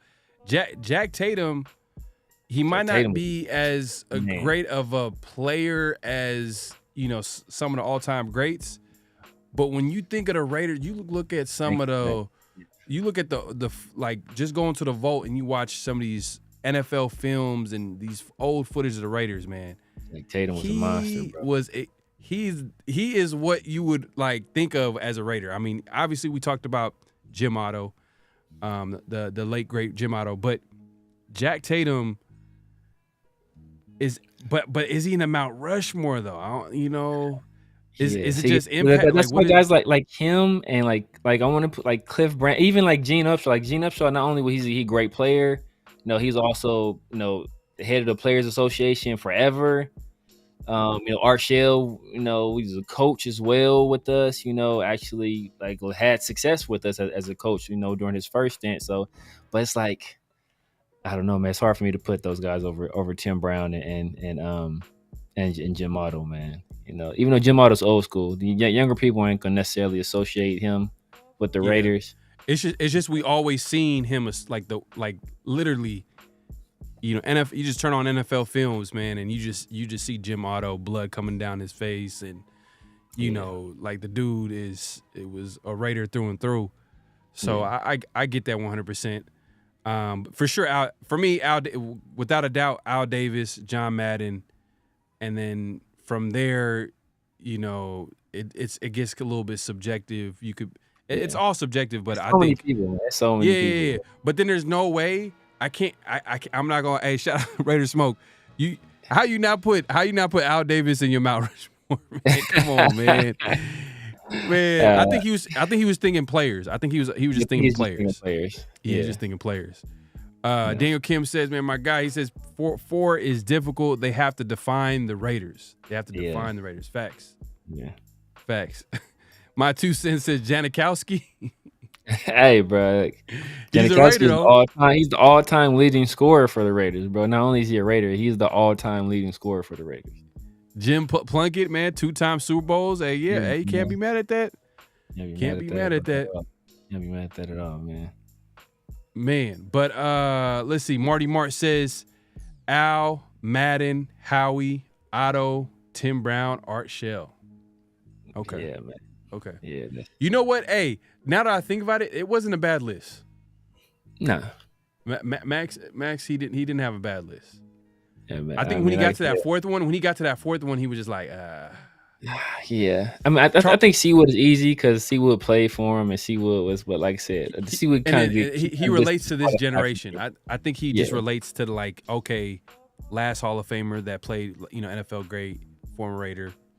Yeah, I get that. That's an easy one, but like a lot of people have some good answers, man. Tom Flores. People mentioned Tom Flores, Nick 209, Marcus Allen is a Raider great, but he did go to the Chiefs though. Bro, exactly. That's a nice. Are you? I don't know if Al Davis would appreciate this comment, Nick. He's a man. Al Davis. Al Davis is going to haunt this dude with a overhead projector. This Willie Brown, man. He just has that Willie Brown, man. You know what I mean? Willie Brown always had that. He had that classic. That classic interception. Old man Willie. Yeah, bro. Yeah, Willie Brown. Yeah. You playing, bro? Now you playing, man. Appreciate it, my guy. No. He says Ricky Dudley. Come on, man. Nah, man. That bust. If anybody knows him, man, tight end. Yeah, man. Super bust. Yeah, Super bust. He was a bust, man. Hopefully, I'm not even gonna say it. I'm not even gonna say it out loud. I don't even want to speak it to the universe. Yeah, exactly. You know. I was gonna say, but a big clue. Right? Big Ted says Brock Bowers will go down as the greatest Raider ever, easily, man. Oh man, hey, look, man. Who said that? Big Ted, man. Big Ted just came through. Come on, man, bro. now y'all reaching now. Justin Fargas, Big come on, Ted, man. Big Come on, Ted. y'all reaching now. Justin Fargas. I like Justin Fargas, but I always used to be laughing because he just run straight. Bro. He just go 100 miles per hour and just Bro, just He didn't have no like wiggle. No Nothing. wiggle at all, bro. Just like he had some straight line speed though. Like I remember he was like our first 1,000-yard rusher. We went a minute without having 1,000-yard rusher until Lil Huggy came on the scene. But it was man. You know what though? Shout out Kenny Stabler, man. Al Davis, John Madden, Kenny Stabler. I could see that too, man. I could see that. Kenny the Snake Stabler for sure. And that's man. That could be one right there. I'm not. And it's really subjective. At the end of the day, like a lot of people can go a lot of different direction. Yeah. How's Junkie says Tom Flores won 2 Super Bowls. Flores led the Silver and Black to 2 Super Bowl wins as a head coach. Well, you know what? You make a good point. At the end of the day, he did win 2 Super Bowls. I think John Madden's impact was a little bit bigger, though. Nah, facts, bro. It's just the impact is bigger. I don't know how I could explain it. You just, but you know what? Maybe if we just all right, if we just said John Madden as a Raider head coach, and then everything that we know about John Madden, we have to erase from our minds, would you still say that he's in the Mount Rushmore? Meaning that we don't know nothing about no commentator, we don't know nothing about no Madden NFL games. Yeah, man. I want to say he when he retired, he had the highest winning percentage of any head coach. He might still have that record. I have to check it out, but he in terms of regular season winning percentage, he had the highest. And then you think about all the AFC Championship games he was going to. Like if it wasn't for the Steelers and the refs, like John Madden would have several Super Bowl rings, bro. Like how many does Terry Bradshaw and them have? I think Terry Bradshaw has 4. Terry Bradshaw has 4 or 5. Like think like those belong to the Raiders. Like those are our Super Bowl rings, bro. And we were getting like you think about the immaculate reception, like a lot of stuff, man, was happening around that time where it was some poor refereeing. Al Davis had his suspicions that it was Pete Rozelle, basically calling in the fixes, ensuring that we weren't winning these games. So, we could have Raiders smoke, man, says Al Davis, John Madden, Greg Papa. That's hilarious. Hey, I'm not gonna lie. Hey, man, you a real one for saying Greg Papa because I pretty much grew up on them. If you know. These Raider games back in the day, man, used to get blacked out. And if you was a real one, you used to listen to the games. Yeah. Even though they were supposed to be on TV, but they weren't, you know what I mean? Because the tickets wasn't sold. The NFL had that crazy rule. If you don't sell a certain amount of tickets, the game is not shown to the local media market. But Greg Papa, man. But you could also say for a lot of, the OGs too, was it Billy King? Not Billy King. The old school commentator for the Raiders, man. Like he commentated not just the Raiders, the A's. Someone in the chat, man, help me out here. That's some.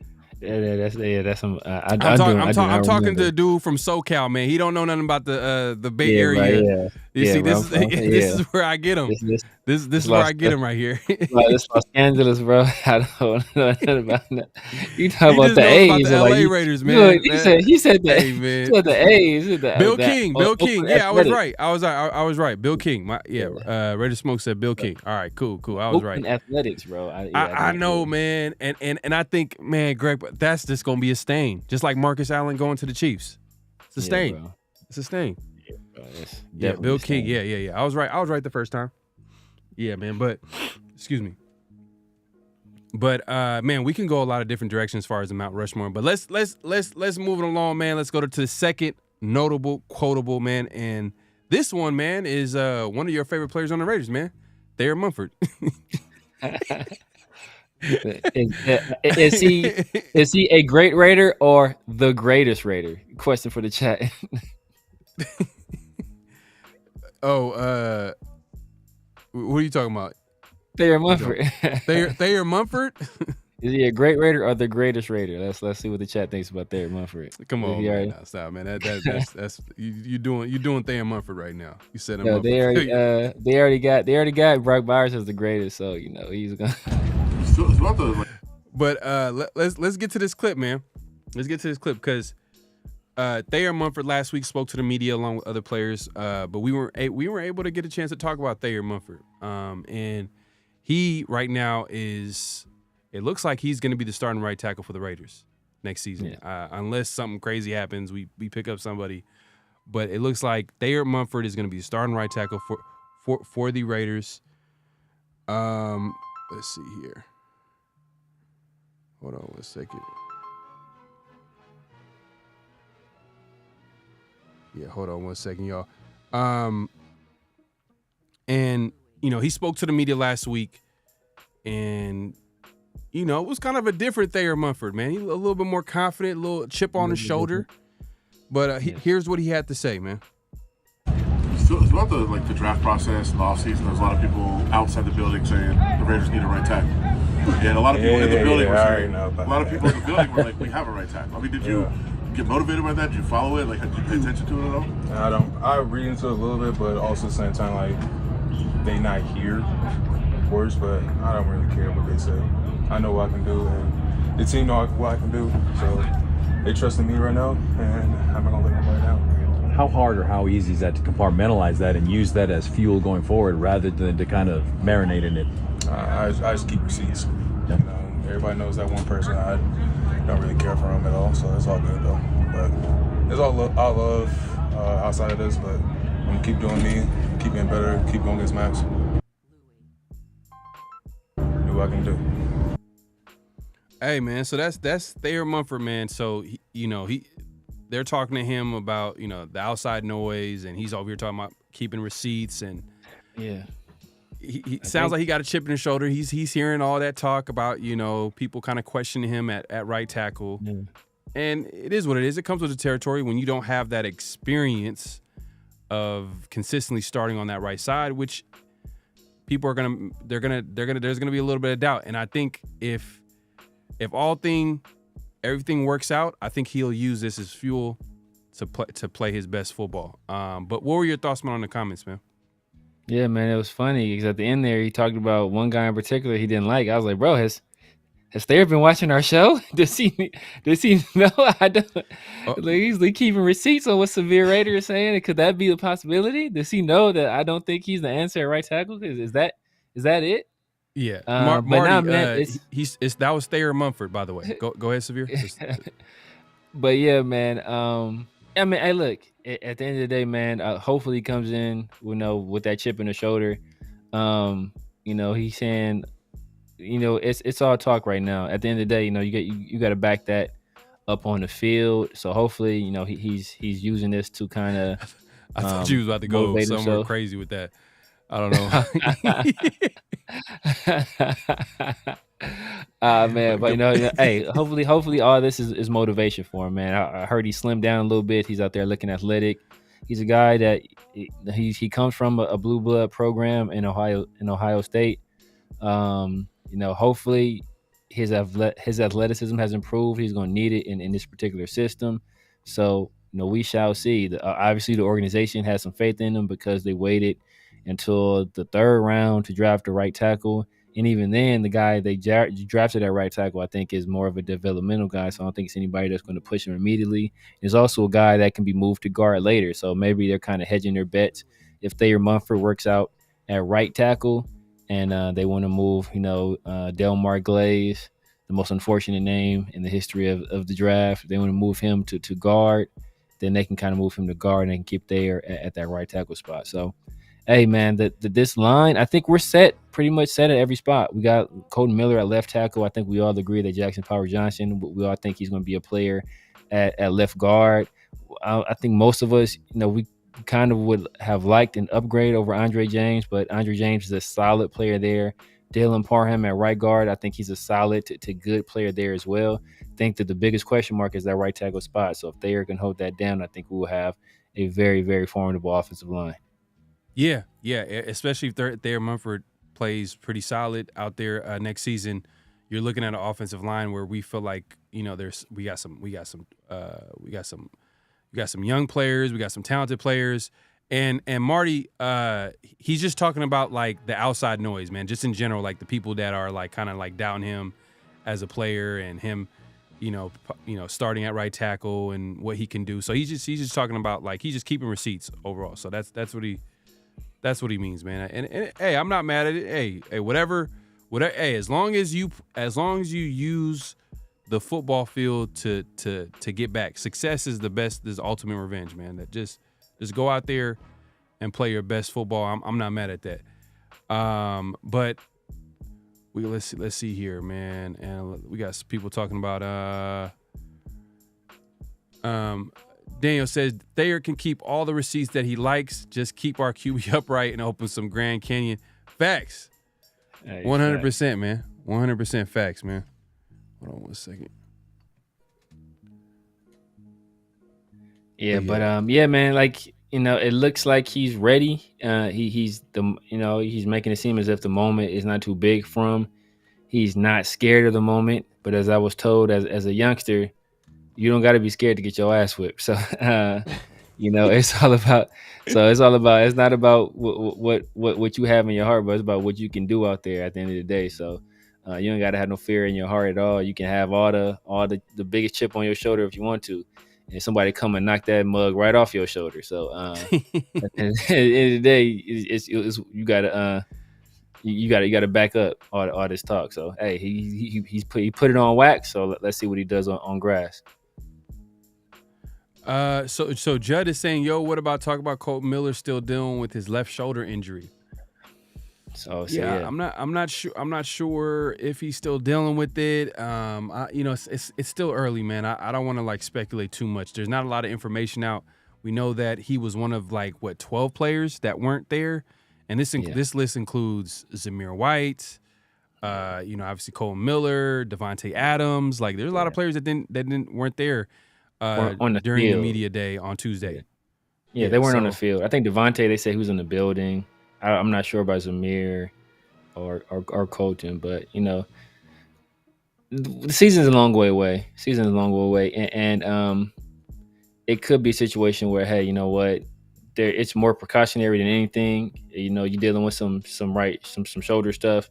Let's go ahead and let you rest that up. Like, let's get you with the training staff and let them work through that. I don't think anybody's worried about what kind of playing shape Colton was going to be in or what kind of player Colton will be. I think we all have faith. You know, he's a top 12-ish, some to say top 10 left tackle in the league. So I think he'll be good out there. So at the end of the day, if he's nicked up, I think the priority with the coaching staff and with the training staff would be let's get him 100% healthy by training camp. Yeah, and you know, knock on wood, man. Hey, Colton Miller has been super healthy throughout his career. Like, you know, for the most part. For the most part. I mean, last season I think there was maybe for the first time like he had to miss a game due to injury, I believe. But yeah, Colton Miller for the most part he's been pretty healthy. There's still plenty of time till training camp, so he'll have time to get healthy as well. So like, hey, if he's hurt, so this is the time to get healthy, man. This is the time to get healthy. But let's actually move along to what's real and what's not. What's real and what's not. And let's see if I can put this on here. Damn, did I take this off? I guess I might have just took this off, but it is what it is. But the first what's real is not. Hold on a second here. Is we're just gonna keep it going with Thayer Mumford. Yes. And if you guys are not familiar with what's real or not, we're gonna say a statement, and you guys react to it if it's real or it's not. And the first statement is Thayer Mumford is the long-term answer at right tackle for the Raiders. Is that real or is it not? No, go ahead. I'll let you go ahead and go, bro. I'll let you get. You know what I can see happening? I could see him being solid, okay. You know what I mean? Like an okay, solid player, and And next, listen, and hear me out. I'm just throwing this out there. This is just a scenario. And next year, look, the Raiders. Let's say if they play well as a team, they advance to the postseason. We figure out real quickly, hey, you know what? We need to upgrade that quarterback position. It wasn't bad last season, but in order to get past some of these teams, we need a really talented guy at quarterback. If we're going to the playoffs, that means we're going to be drafting in the back end. And if we're drafting on the back end, that means we're going to have to trade up. So that means it's going to be draft picks. So a guy like Thayer Mumford, he might have to stay at right tackle if he's solid, average, just because now the Raiders can focus on, getting better at different spots on the team. And also, in order to get their quarterback of the future, they're going to have to trade these draft picks. So they can't, they won't be able to get a top right tackle, let's say in the second round or the first round, you know what I mean? Because they're going to be trying to trade up to get to that, to get their quarterback of the future. So he might be the answer just by default, because now, and I'm just saying, I said it all to give you context to explain to y'all, like, sometimes it works out like that. Look at Andre James. Andre James, you could say, like, he's kind of an average center, right? Yeah. Same thing could happen to Thayer Mumford. Now, is there a possibility where he plays lights out? I'm not sure. It is a zone blocking system. He's not like the quickest guy at that right tackle spot that you would like, the most athletic guy. You don't say. But go ahead, Severe. Take it over. Yeah, man. I hope that Thayer Mumford kept his receipt for that bag of Funyuns on his shoulder, because that chip is getting knocked right off, because he is not the guy. You're not it, brother. You're not the guy, man. Ideally he is that guy, but I just don't see it, man. I just don't see it. He's a guy that struggled with speed. Even on the left side, he struggled with speed. I don't think he has the requisite quickness or agility to really function in the system. Hey, maybe with a new offensive line coach, we see some improved play. Joe Philbin is a G when it comes to this offensive line stuff. So I'm hoping that he can draw something out of Thayer that Brasillo couldn't. But man, I'm not seeing. I think it's going to be a situation where they're going to be drafting his replacement like almost every year. So he's going to be in scraps basically every year for that starting spot. So if he's able to win that, then he's able to win it over the next 2-3 years consistently, then it'll be his job. But they're going to be looking to improve at that spot. And so he's going to be in dogfights every year for that starting job. Yeah. And I said that it was real, not because I think that talent wise, man, I think he, there's a chance there, you never know. But my thing is, based off the needs of the team, I'm kind of projecting a little bit, and I'm thinking the Raiders are going to focus on other parts of their team. Yeah. And the other parts of their team could be quarterback. And if they're going to be winning all these games, they're going to go to the playoffs, that means they're going to have to trade up. A lot of people are not thinking, people who, like a lot of people that we were talking about, like, oh, well, there's going to be quarterbacks next season and we're going to pick the guys. But wait. How are we going to get those quarterbacks? Are we going to be picking in the top 5, the top 10? Yeah. Or are we going to win and go to the playoffs, and then you're saying that we're still going to get a top quarterback in the draft? That means that we're going to have to trade up, and we're going to have to give up draft picks. And if that's the case, then that means that's premium draft picks where you can't draft maybe the top offensive tackle on the board. And we did draft we did draft a offensive tackle in the 3rd round this year. But, a lot of people are saying that he projects more as a guard long term. Yeah. So, take that for however you want to take that. But my guy, Raider Ryan in the building, man. He says,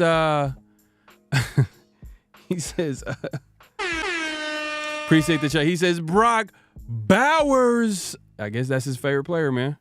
That gotta be his favorite player, man. Future Hall of Famer, Brock Bowers. Man, hey man, I appreciate the support, man. Hey, Brock Bowers, man. Hopefully he has a big season next season. You know, talented player. We'll see what he does. But yeah, man, I think there's a chance he can figure out a way to stay on the Raiders long term and be that starting right tackle, just because the Raiders are going to be focused on other parts of their football team. And you know, hey, if do you really think the third round pick that we got this year, you think he's going to be able to take over that right tackle spot this year, or be able to compete for that spot next year? When a lot of people are saying that he's going to project as an offensive guard long term. You know what I mean? That's kind of a win for Thayer Mumford to stay long term. That's what I'm saying. I'm just saying by default, I think Thayer Mumford is going to be the right tackle. But let me know in the chat, man. I know some of y'all was like, nah, that's cap. You tripping? Let's see. Safe B. Larry says, Pharaoh, have you lost track of the fact that Tom Telesco is the general manager of the Raiders? He is not going to mortgage the future for the quarterback. This is, hey, you know what? This is true. I mean, just based off Tom Telesco's, history, he doesn't really trade up or trade down like that. He usually picks guys at wherever he's drafting at. So, yeah. He's never traded back, as we learned, as we learned the very hard way on draft day. Hey, dog, bro. Yeah, and man. Raider Nation 510, shout out my guy. He says Ewers is top 3 QB in the draft next year. That's what I'm saying, man. And like in order but my point is the main point here is that if you're saying this guy is going to be a top 3 quarterback, if you're saying if this guy is going to go in the top 10, that means the Raiders are going to be pretty bad next year. Yeah, that's just bottom line. But then at the same time, a lot of people in the chat, a lot of people in the nation saying we're going to the playoffs. You know what I mean? If the Raiders win, if the Raiders go to the playoffs, that means they're going to be picking in the latter half of the first round, and that means that they're not going to be in position to get a quarterback at where they're at. But if they trade up, there's a possibility. And then on top of that, like, they're going to be giving up a lot of draft picks, meaning that picks that you can be drafting at other players at different positions. And that could be offensive tackle. And then Thayer Mumford is over there cheesing, holding down this spot on the right side. No one's going to take that spot from you, man. That's all I'm saying. I think we have one thing working in our favor, is that the thing about this year was like basically like 20% of the league drafted quarterbacks this year, right? Like we had six quarterbacks taken in the first round. So there shouldn't be that many teams looking for quarterbacks next year. Like it should. Yeah. So we might be able to get one of those guys. Maybe the third quarterback doesn't go until the late 20s, per normal, like normal. Well, not necessarily normal, but like maybe it's a little bit more of a normal draft where you can get the third quarterback in the late teens and the early 20s. And if you like that guy enough, like I said, I'm not really a Ewers guy. I'm not that big of a fan of him, but he does have talent. So we'll see what he does with another year in school. But hopefully, if the situation is that, like I said, most of these teams have a quarterback. Next year, maybe the Dolphins, depending on what happens with Tua, maybe the Giants, depending on what happens with Daniel Jones. But I don't see a lot of other teams that should be in the market for quarterbacks. Maybe the Jets, depending on what happens with Aaron Rodgers. But it's not going to be like this frenzy at the top of the first round like it was this year. Yeah, and OJ Raider says if we picking top 5, AP is gone. That's the ugly shoe. Facts. Strong possibility. I agree. Unless like somehow, some way, due to ugly circumstances, he's able to like there would be another scapegoat. You know what I mean? Whether it's injuries, whatever the case may be. But there's a lot of pressure on AP. I'm not gonna lie. I think there's more pressure on AP than there is Telesco. To be honest with you. Facts. But yeah, man. Let's get to this super chat. My guy Raider Smoke with another super chat. My God, man, appreciate the support. He says, Thayer, Dorito Chip, Mumford better get together, man. Facts, man. Facts. Let's hope, man. Let's hope he's that guy, man. Right now, he has the stronghold at that right tackle spot. We'll see how it shakes out. There's a lot of time. Who knows, man? There's other guys going into training camp. There are some guys that no one's really talking about. If you look at the depth chart let's actually look at the depth chart for right tackle right now. Let's actually pull that up. Let's see when we pull that up real quick. Let's pull up that Raiders depth chart at offensive tackle, that right tackle. Let's see. I don't think they're going to show the depth chart on here. I don't think not yet. I might be able to see the roster every play. Let me see if I can just get into just the positions off. Let me see. Offensive tackle. Let's see. And Andres Pete he's a backup left tackle. They have him slotted as a backup left tackle and guard. Yeah, and I mean honestly, hopefully Andres Pete never sees a field. that is ideal. That is ideal. And that's the one thing that hurts about Illuminor getting away, because Illuminor was a guy that could slide and play left tackle. Thayer as well. But if Thayer's going to be starting at right tackle, do you really want to? You don't want to slide him over to left. So I mean, and we still got Dalton Wagner. We know that's another guy. No, that's another guy. Like I said, I don't know if he fits with this system. I don't know if he has the requisite athleticism either. I really didn't see a lot of that at, I believe it was Arkansas he played at. But so this is the tackle room. This is the tackle room real quick. We got Andrew Coker, DJ Glaze, Jalen McKenzie, Colton Miller, obviously, Thayer Mumford, Dalton Wagner. That's the entirety of that offensive tackle room. Obviously, Cole Miller is the left tackle. Thayer Mumford is in the lead for that right tackle spot. But you mentioned Dalton Wagner. It's a guy that some people are intrigued with his talent, his size. Yeah. We never know, man. We never know, man. Like, hey, there's a lot of time between now OTAs and training camp. So right now, Thayer Mumford has that spot.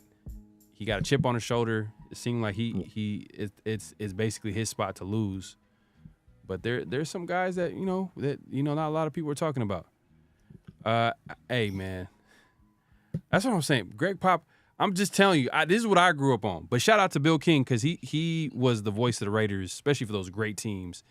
All-time great commentator, especially in the Bay Area for the sports teams. Man, shout out to him as well. But for me, Greg Papa, Raider, man. It's just sad. It's just bittersweet that he's a commentator for the 49ers, man. That's disgusting. That's terrible. Let's see, man. Let's see. I'm looking at the chat right here.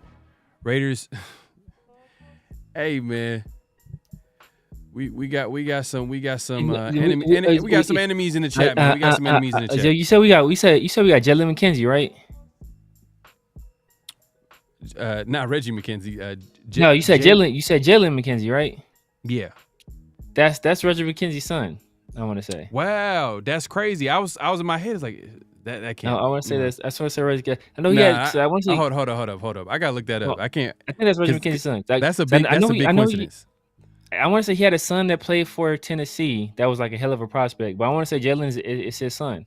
I think he went to USC. I want to say. Jalen McKenzie. Let's see. Yeah, he had a son. I know he had a son that went to Tennessee, but I think that's his son. Let's see here. Let's see. I'm just gonna type in Jalen and then Reggie McKenzie. Let's see what pops up. Reggie McKenzie. Is that his son for real? I think that's his son, bro. I think that's his son. I don't know if that's the one. Cause he had a son that went to Tennessee, I want to say, or committed to Tennessee. Maybe he never went there. This Jalen McKenzie is from SC, I believe. But I want to say that's his son. It's not. They're not mentioning it right now. It's just talking about him. Oh yeah. McKenzie has some close ties to the Raiders, starting with his grandfather. Reggie McKenzie, who serves as Raiders general manager for. Oh, that's his grandfather. Oh, dang. Damn, I'm hella old. Dang, bro. Whoa. Okay, dang. Reggie McKenzie, dang. Reggie McKenzie must have some kids. Because is Reggie McKenzie that old? I don't think Reggie McKenzie was that old, bro. Or maybe, yeah. Maybe he's yeah. getting up there, bro. Kids starting. They building families young, man. They building. That's wild, young, bro. Yeah, man, that's McKenzie was his grandfather, Reggie McKenzie. That is crazy, bro. That's wild, bro. That is wild. I was thinking like son, but it said grandfather. That's wild, bro. I'll send you a link, man. I'll just send you a link right now. That's wild. Hold on, let's see. Nah, that can't be his. Nah, that gotta be his. Nah, bro, because he was born. Nah, bro. Reggie McKenzie can't have no kids that young. How old? I gotta look up. How old is Reggie McKenzie? Just check. I sent you the article. I sent you the article. Let's see. Just read it. Because at first it wasn't mentioning it, and it said, some McKenzie has some close ties to the Raiders, and then his grandfather. Swear to God, is it? If it's a typo, it's a typo. But maybe it's a typo, bro. Because how old is Reggie McKenzie, bro? How you mistype dad, father? Grand. At what point is it grandfather? Yeah, maybe they're trying to put father. And they put grandfather, Jamie McKenzie, let's see, hold on. Oh, cause who wrote this article? Is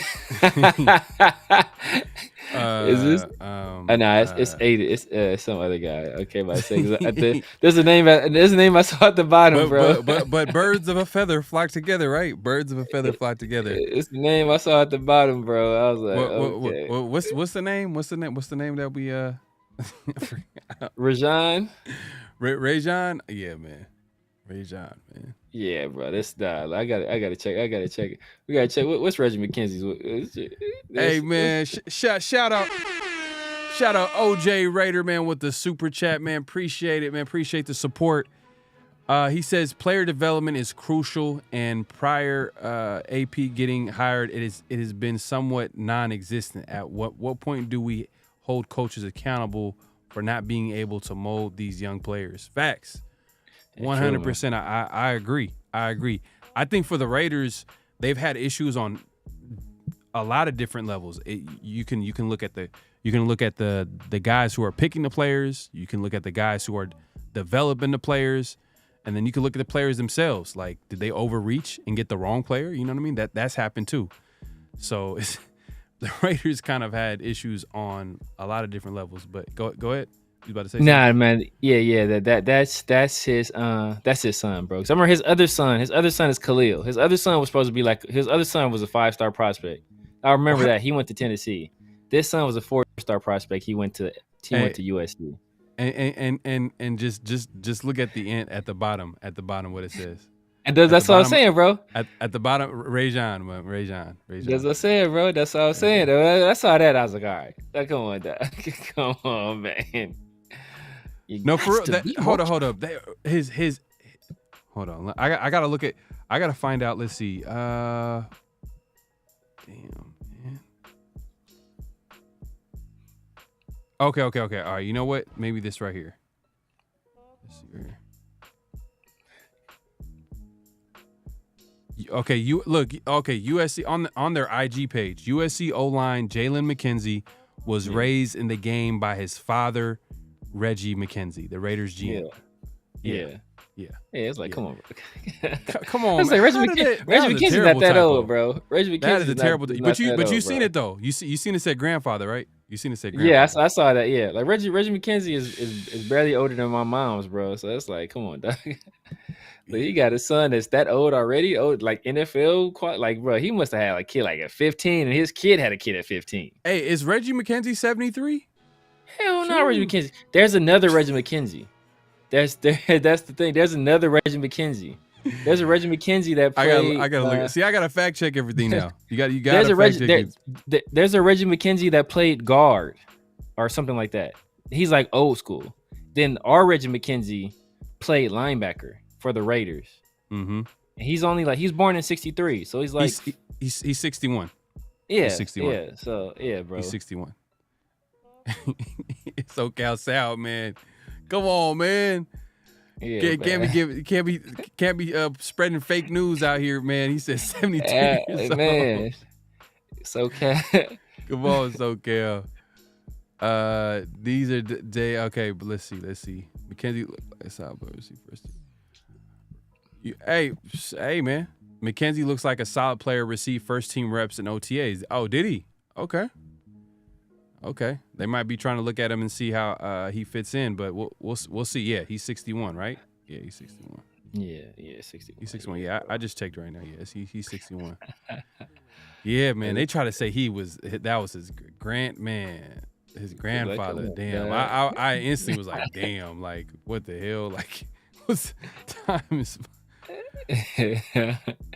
House Junkie says Raiders O-line coaches James Craig and Joe's Film need to get it right this year. Facts. Yeah, now Philbin's a G, man. James Craig has had some success too. I forgot about James Craig. And who's the main offensive line coach? I like I'm not gonna lie, the coaching staff. Now that I don't think it's that bad, bro. Coach staff's A1, bro. I like the coaching staff, bro. I really like what AP did with this coaching staff.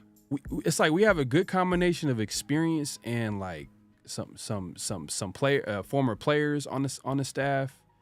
Yeah. So yeah, I like it, man. I like it.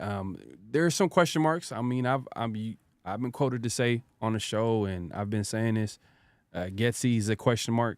We'll see how it shakes out. You know what I mean? Until I get proven otherwise, and I got to see it for myself. And hopefully it works out. I think but that's the only one where I'm thinking like, I don't know, man. I don't know what it's gonna look like, but yeah, I like Joe Philbin on the coaching staff, man, because Joe Philbin that's what he's known for. I think he's a former offensive line coach as well as an offensive coordinator. So it's like, with that experience, along with James Craig coming from the 49ers, who had one of the best offensive lines in football, and on top of that, LSU, he's had success where they've, as a group, were one of the best offensive line groups in the nation. So, it's a good room, man. I'm not mad at it. Oh man, but yeah, it's been a great show, man. Great show. Hold on, we do got one more. What's real? What's not? We do got one more. What's real? What's not, man? So the first one obviously was Thayer Mumford being here long term, and let's see, this next one right here. This one is, June 1st is coming up, right? So that means there's going to be some cuts. And this one right here is the entire 2023 draft class will make it past June 1st cut day. Is that real or is it not? I'm going to say it's real, but I got my eyes on Nesta Jade and Byron Young as potential guys that get cut. Those guys. SoCal's there. Yo, bro. SoCal is throwing shots right now. But yeah, go ahead. I got Byron Young and Nesta Jade as potential cuts. Neither one of those guys were guys that were drafted by this regime. They elected to keep Matthew Butler and John Jenkins. They brought those guys back and signed. Well, we brought back John Jenkins for sure. I think they brought back Matthew Butler, right? Or was he already in the contract? But those are two guys that they elected to keep. They're a little bit older guys, but they're more productive players. So I don't know if this regime really wants to wait on guys like Nesta Jade or Byron Young to develop, especially Nesta Jade's attitude. Is it another Jerry Tillery situation where, Tom Telesco was following him team to team to cut him? So, maybe he get Nesta Jade up out of here early. So I want to say yes, but, that's a possibility that one of those guys get cut. I say yes, man. They're on cheap contracts. They're on cheap contracts. But he wasn't there. Nesta Jade was one of the players that was missing last Tuesday. So, and, it was voluntary OTAs, but like when you're a player that's not, you're not the superstar on the team. You're not like the one of the starters, guys that's penciled in. You probably want to show up to every practice, every voluntary, whatever they got going on. So, you can keep playing for that team. But yeah, I think the draft class is they're gonna make it through June 1st. Now training camp, who knows? That's a whole different ball game right now. Because right now the Raiders they can keep up to like 80-something, 90-something players on the roster. Yeah, you know what I mean. So there's really not a lot of pressure for them, and they could just bring unless some extreme like the player does something crazy. But I think they're gonna roll with their class. They're getting paid the cheap contracts, and by the time training camp rolls around, that's when we can kind of talk about like, all right, do these guys make the team? I know last year we seen one of the defensive tackles that was taken out of that 2022 draft class. Neil Farrell was traded away, and then one of the D tackles that was drafted that year as well. I'm trying to remember his name was the other Butler. I can't remember his name. The other Butler. He didn't make the team. You know what I mean? So he got cut. Let's see. I think they brought him back on the practice squad. Jonathan Flores, man. Hey, look, man. He says y'all booty until you get QB. Nothing is gonna change, man. Hey, what team? Who's your team, Jonathan? All right, you're not a Raider fan. All right, you know. You just let us know, man. Yeah. Appreciate the super chat though, my guy. Appreciate it, man. So Adam Butler is the guy I was talking about. That I want to say they brought back. Matthew Butler is the guy we drafted out of Tennessee. So that's the guy. So we got two Butlers. Adam Butler is the one that was, kind of coaching up Tyree, and then Matthew Butler was the guy that was kind of struggling. They cut and they brought him back on the practice squad. So, look, they're not in this league, bro. Especially if it's from a previous regime, they not scared to cut you, bro. If they don't see you, if you're not, if you're not cutting it, but they gonna get you out of here quickly. So the one benefit they have is that these guys were drafted to fit Patrick Graham's system, and Patrick Graham is still here. So, it's not like it's a whole new regime and a whole new defense they're trying to fit these previous draft picks into. Patrick Graham is still the defensive coordinator. Antonio Pierce is a guy, even though he's the head coach now, he was a guy that was on that defensive staff. So you assume their philosophies are somewhat aligned. So that's what a lot of those defensive guys have going for them. But like I said, man, like I wouldn't be surprised if Byron Young or Nesta J got cut. Man, the chat's wild. But you know what? The one thing I'll say about AP, and I can see, he's a big culture guy. Like, it's not really as he's not gonna stand for, like, if a player is super talented, maybe he'll have a little bit more patience. Usually, coaching staffs and regimes have like a little bit more patience with players that are a little bit more talented than the next. But like AP is a big culture guy, so like I think if he feels like a player is not fitting in and is just not doing, he's not part of what the team's about, he's not going to hesitate. I don't think he's going to hesitate in getting rid of that player at all. Yeah. So, and if that's a guy that's showing that right now, then yeah, in that 2023 draft class, then yeah, maybe possibly they might get cut this early, which is crazy, but it's crazy to say. But I think at the end of the day, I think it's training camp. I think they're going to make it to training camp. A lot of every player right now, for the most part, is going to make it to training camp. But we do get $24 million. That Jimmy G contract. I don't know if y'all remember. It's a June 1st cut, so the Raiders get an extra $24 million. So that's a big, that's a nice little competitive advantage for the Raiders. They'll be able to make some moves. Players get hurt. Some players get cut. They want to sign them to a contract. Raiders have that. They have that opportunity because they'll have that extra cap space to sign. But yeah, man. But I think that's real. That's real. I think that's real. But yeah, man, it's been a great show. Great show, man. We were able to get some calls in. We were able to get through the show, talk about all things Raiders, the OTAs. Obviously, we just got done talking about June 1st and possible cuts and, the possibilities of that and, money that's going to be coming our way or the Raiders' way. I wish it's coming my way. I wish that $24 million, man. I wish it was coming my way. But yeah, man, it's going to the Raiders. It's going to the Raiders, so they're going to have some extra cap space. This will be the greatest show y'all ever saw if I had that money. Thanks, man. Yeah, but like I said, man, it's been a great show. We appreciate the support. Make sure to click in. You know, at this point, we're clicking out. But so hit that like button. That's what that means. Hit that like button. Hit that subscribe button. Hit that notification bell. All that good stuff. We appreciate the support. We are going live on both our channels, so make sure to hit the like button and subscribe button. All the buttons that's available on our pages. Man. Hit the like, the just subscribe. Support us, man. We like doing this, man. Notifications. And we like talking to y'all, man. We love chopping it up, man. We respect differences in opinions. We might not agree with y'all all the time, and vice versa. You might not agree with us, but we appreciate the conversation. But any last thoughts, Severe, man? Let the people know where they can find you. You got anything coming up? Let the people know. Yeah, man. Y'all know what it is. You know, make sure you hit that like, subscribe button. Make sure you get in these comment section.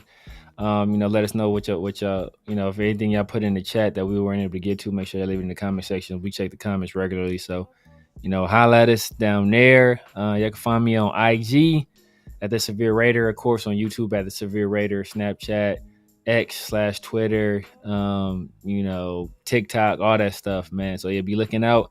About to be doing some stuff real soon, and already hollered at some people, man. Gonna be doing some collabs, man. Just stay tuned. Stay tuned. Man. Yeah, you see it on the screen, man. At The Severe Raider. Make sure to follow him all over social media and also YouTube. Give him a subscribe to his channel as well. And also myself, man. Look, you can find me all over social media with the same name that you see on the screen, PharoahNFL, as well as the YouTube, all that good stuff, man. And be on the lookout later this week, man. We're gonna have our show with Big Mike, the collab. Hey, we call it the collab, but right now we're in the process of trying to figure out a name for that show. All right, this is the 50-50 show. Me and Severe, but later in the week it's gonna be me, Severe, and Big Mike Raider. Let us know, man. Let us know what you guys would think a good name for, you know, me, Big Mike, Severe, the show that we got. Let us know. You can reach out to us on social media, or you can leave a comment on this video, and we're gonna take the best names, and we're gonna try to figure out how to put it in a poll. We're gonna vote for it. Or if it's a great name, we might just take that name and give you a shout out, and we and let you know we appreciate you, man, because we're trying to figure out a name for the show. So let us know in the comment section. Let us know if what a good name for the show, man, that we have later in the week with Big Mike Raider, obviously the Severe Raider, and myself. But yeah, man, I appreciate the support. Appreciate everybody coming through. Like I said, it's been a great show. I know Severe got something last. He always wants to get the last word in, man. I already know it's coming. I know it's coming, man. I know it's coming. All right, y'all, man. We out, man. Appreciate y'all. Just win, baby. Hello? You play to win the game. You don't play to just play it.